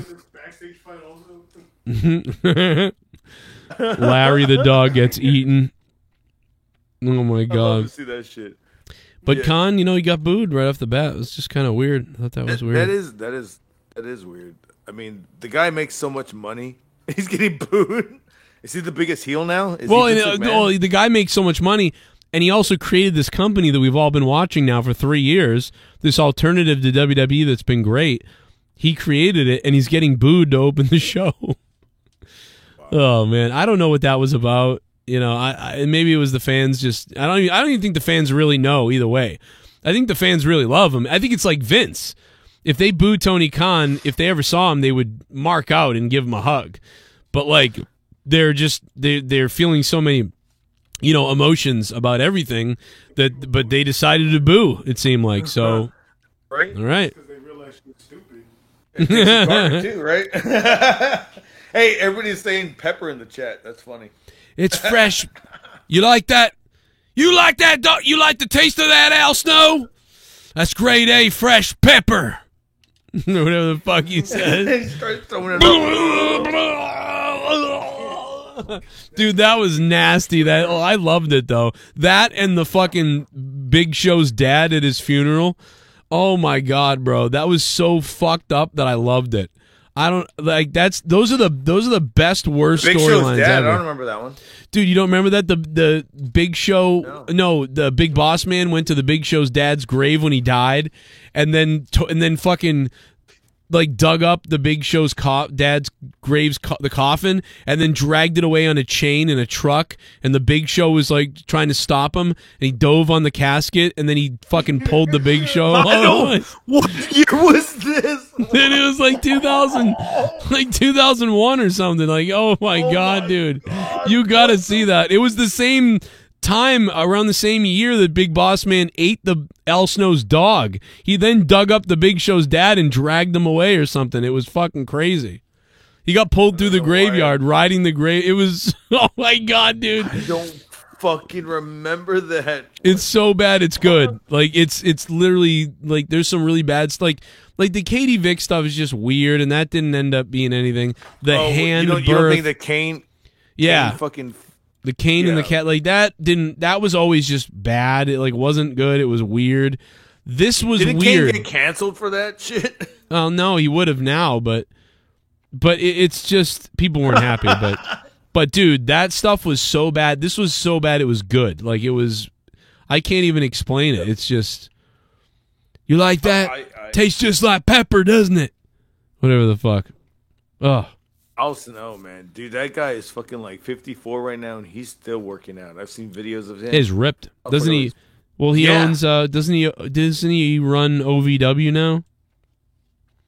Oh shit, he does. Yeah. Damn, I didn't even know that. Yeah. Yeah. Yeah. Al Snow runs OVW. He's fucking over all the young talent. Yes.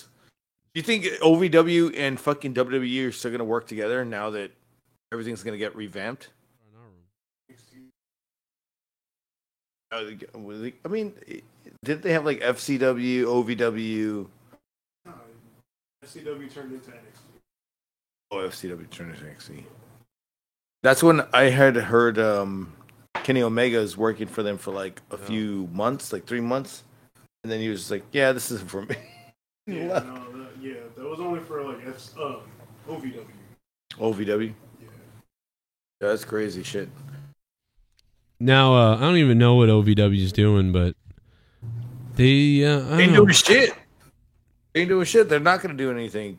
I mean, there's too much going on in that fucking area, so... Tony Khan has announced he's bought OVW now, and the OVW title is going to be on AEW next week. Right. Main event. Fucking idiots. He bought the OVW title to be the fucking next girls title. You know, by the way, you have a TNT champion in Wardlow, and he said tonight like he's back and he's not cooled off. Why wasn't Wardlow in the main event against somebody instead? Like what? I mean, that's what I want to see. I just don't get why a Ring of Honor title is main eventing the AEW show. It is so ass backwards. Well, hold on. I hate that it was good because it was good. It's too bad because they're going to think this is a good idea. Oh, it's not. Let's be honest. The Wardlow fucking title was only like he only had 4 moves. That's it. Right. Well, I mean, with Wardlow, that's why somebody needs to attack him backstage with a car or something, and then it's Powerhouse Hobbs. I'm serious. Lock him inside the locker locker room and he like breaks down the door and shit, you know, to get out. Yeah, exactly. Lock him in the locker room, and then he's got to break down the door, and it's like awesome visual. Totally do something like that. I'd be so for that. Yeah, and then he comes out and just all fucking night he's trying to break it down.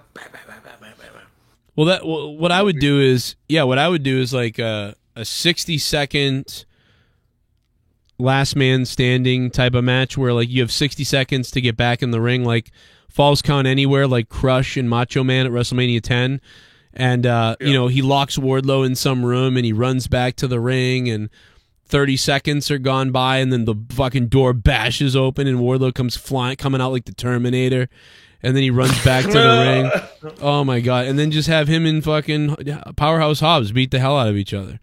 I would have done something like that, but whatever. They went with the New Japan Ring of Honor.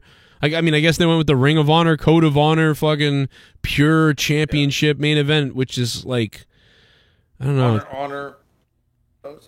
Tony Khan is so. And Sheamus this last weekend, like, if big guys can go like that, that will sell for real. Like, that's basically what people want. And that's kind of what I'm getting at with Wardlow and Hobbs. Yeah, have them have this badass like fight, like exactly like you just said. Brutal. Fucking, what is it? A Brooklyn, or what do you call it? A fucking fight? Street fight or something like that. Street fight, yes, street fight. Brooklyn. Fucking no, because we're talking about the other day we were talking about what's his name, Brody, that fucking died, and I was like, dude, that guy could have been the next fucking brawler right there.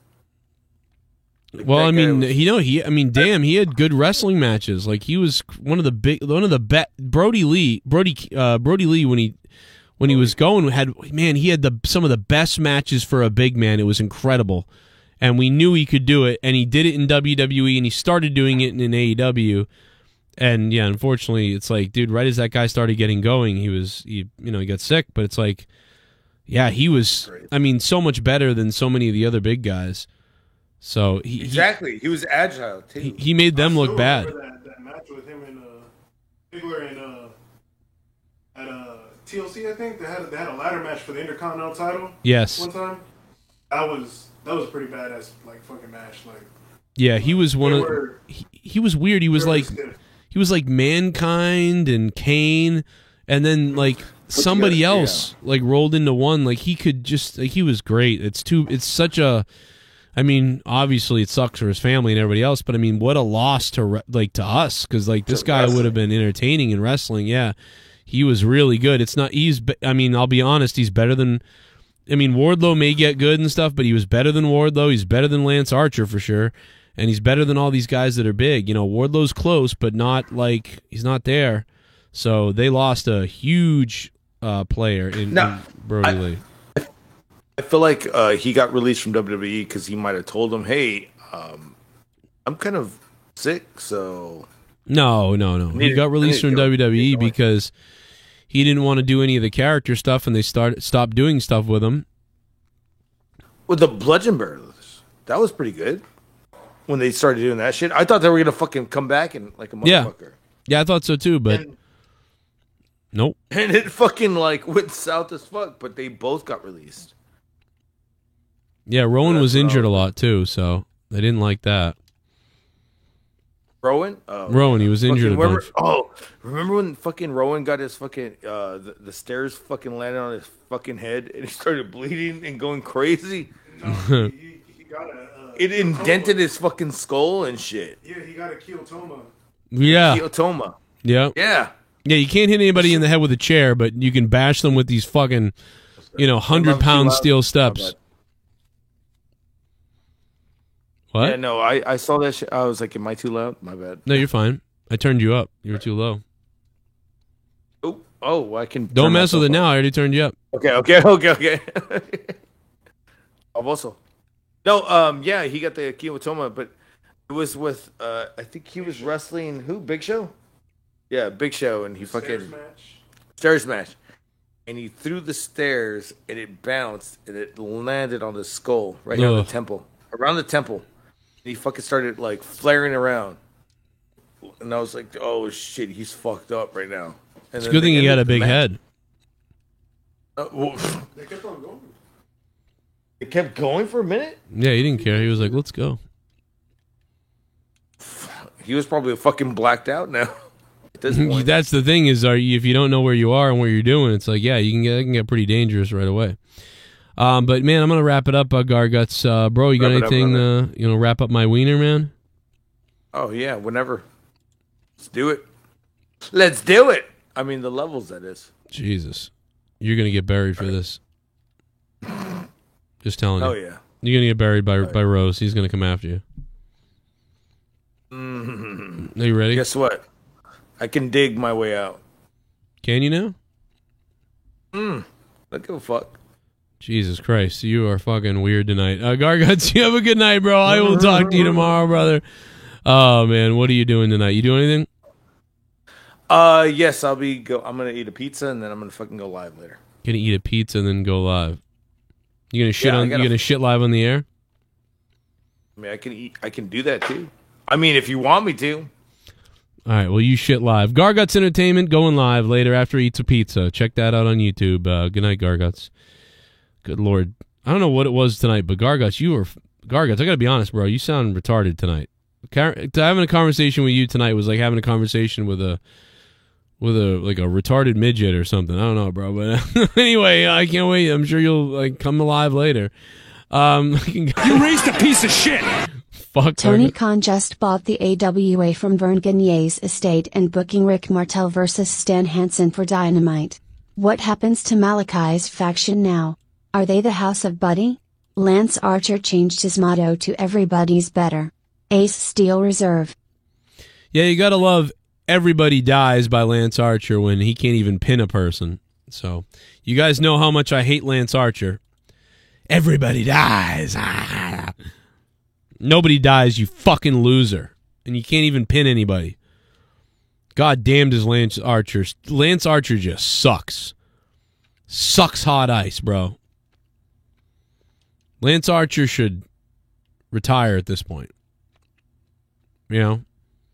Sorry, but, I mean, everybody dies, bro. Come on. Just stop saying that. At least stop saying that. Please, I beg you. I beg you. Piss, thank you for the $1. Appreciate it, man. Hey, I want to shout out to the big boys tonight. Toonbog, $100. Todd Fair, $100. Thank you both so much, man. You're going to go call Eddie Kingston fat on his Instagram? Jesus. Savage. Well, he might never work with you then on the mic if you do that, or in AEW if you do that to him. You know, so that's not really a good thing to do, man. You'll never work with Eddie Kingston that way. Let me tell you that. Everybody pins me. That's a good one. Yep. Everybody pins me. That's a great one. Biggest. What, Ryback? Go ahead, Ryback. God, give me the Young Bucks 2-on-1. Well, that's what CM Punk got. He got the Young Bucks kind of, well, it was 2-on-2 with Ace, I guess. God, give me the Young Bucks 2-on-1. Oh. God, feed me Omega. Feed me Omega. Feed me Kenny Omega. Well, you know something? Ace Steel tasted Kenny Omega. Took a big chunk out of him. Take that, Ryback. You jealous? Oh. God, feed me Omega. Dude, it's like Ace Steel heard this, and he was like, yo, me too. Feed me Omega. Fucking Ace Steel was feeding. It was feeding. It's feeding time. Ace Steel had feeding time on Kenny Omega. It's feeding time. Finish it. Shell shock. Bro, it's feeding time. Yeah. It's fucking feeding time. I'm gonna fucking eat Omega. I'm gonna bite his dick off. Yeah. Oh. God, feed me Omega. God, give me the Young Bucks 2-on-1. Dude, he really did, like, Ryback knew about this. Ryback, apparently Kenny Omega tastes really good. Ryback wants to eat Kenny Omega. Ace Steel is eating Kenny Omega. I mean, bro, I need to get a piece of Kenny Omega myself, apparently.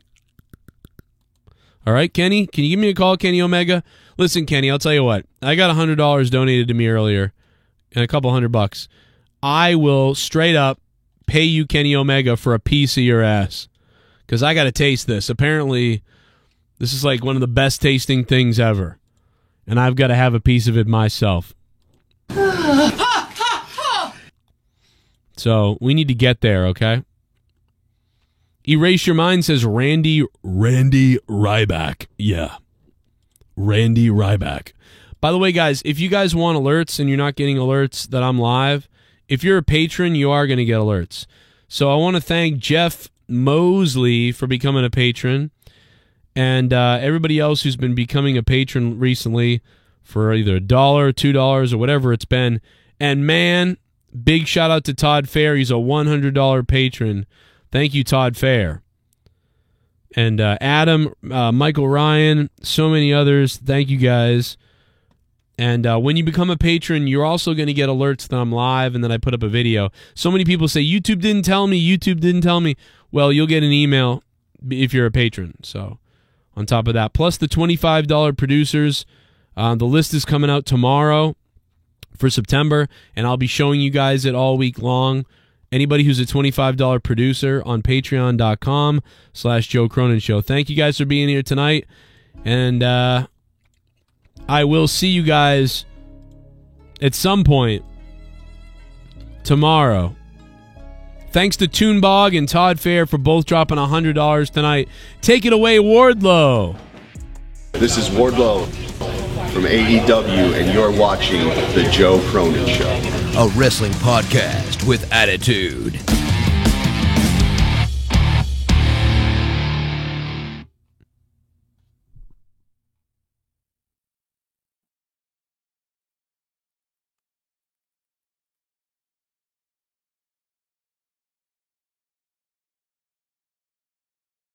New subscriber. You fucking mark!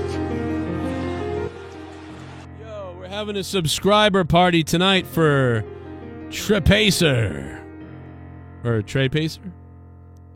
What up, Pacer?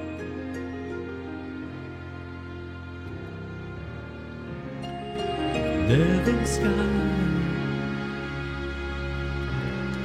the one-winged angel's grace.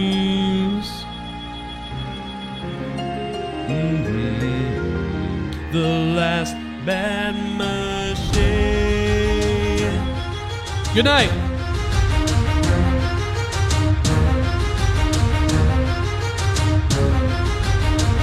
Are you ready for this?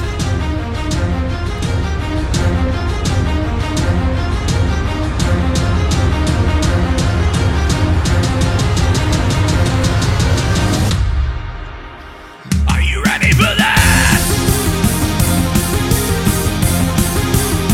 Are you ready for this? Are you ready? Are you ready? Are you ready for this? This is Wardlow from AEW. Are you ready? I hear the battle cry under the devil's sky. The one-winged angel screams. Are you ready to go? Are you ready for this? Are you ready for this? Are you ready to go? Are you ready for this?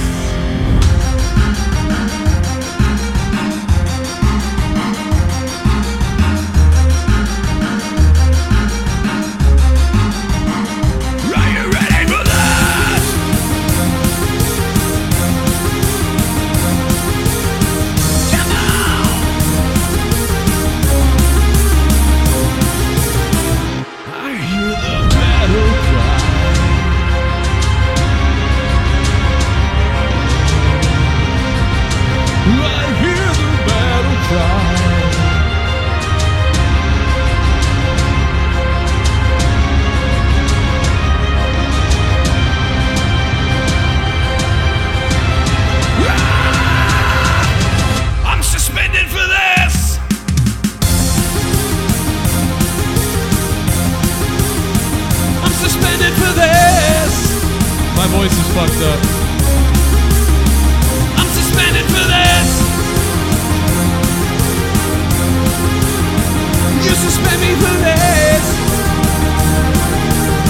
Did you do it? Did you suspend me for this?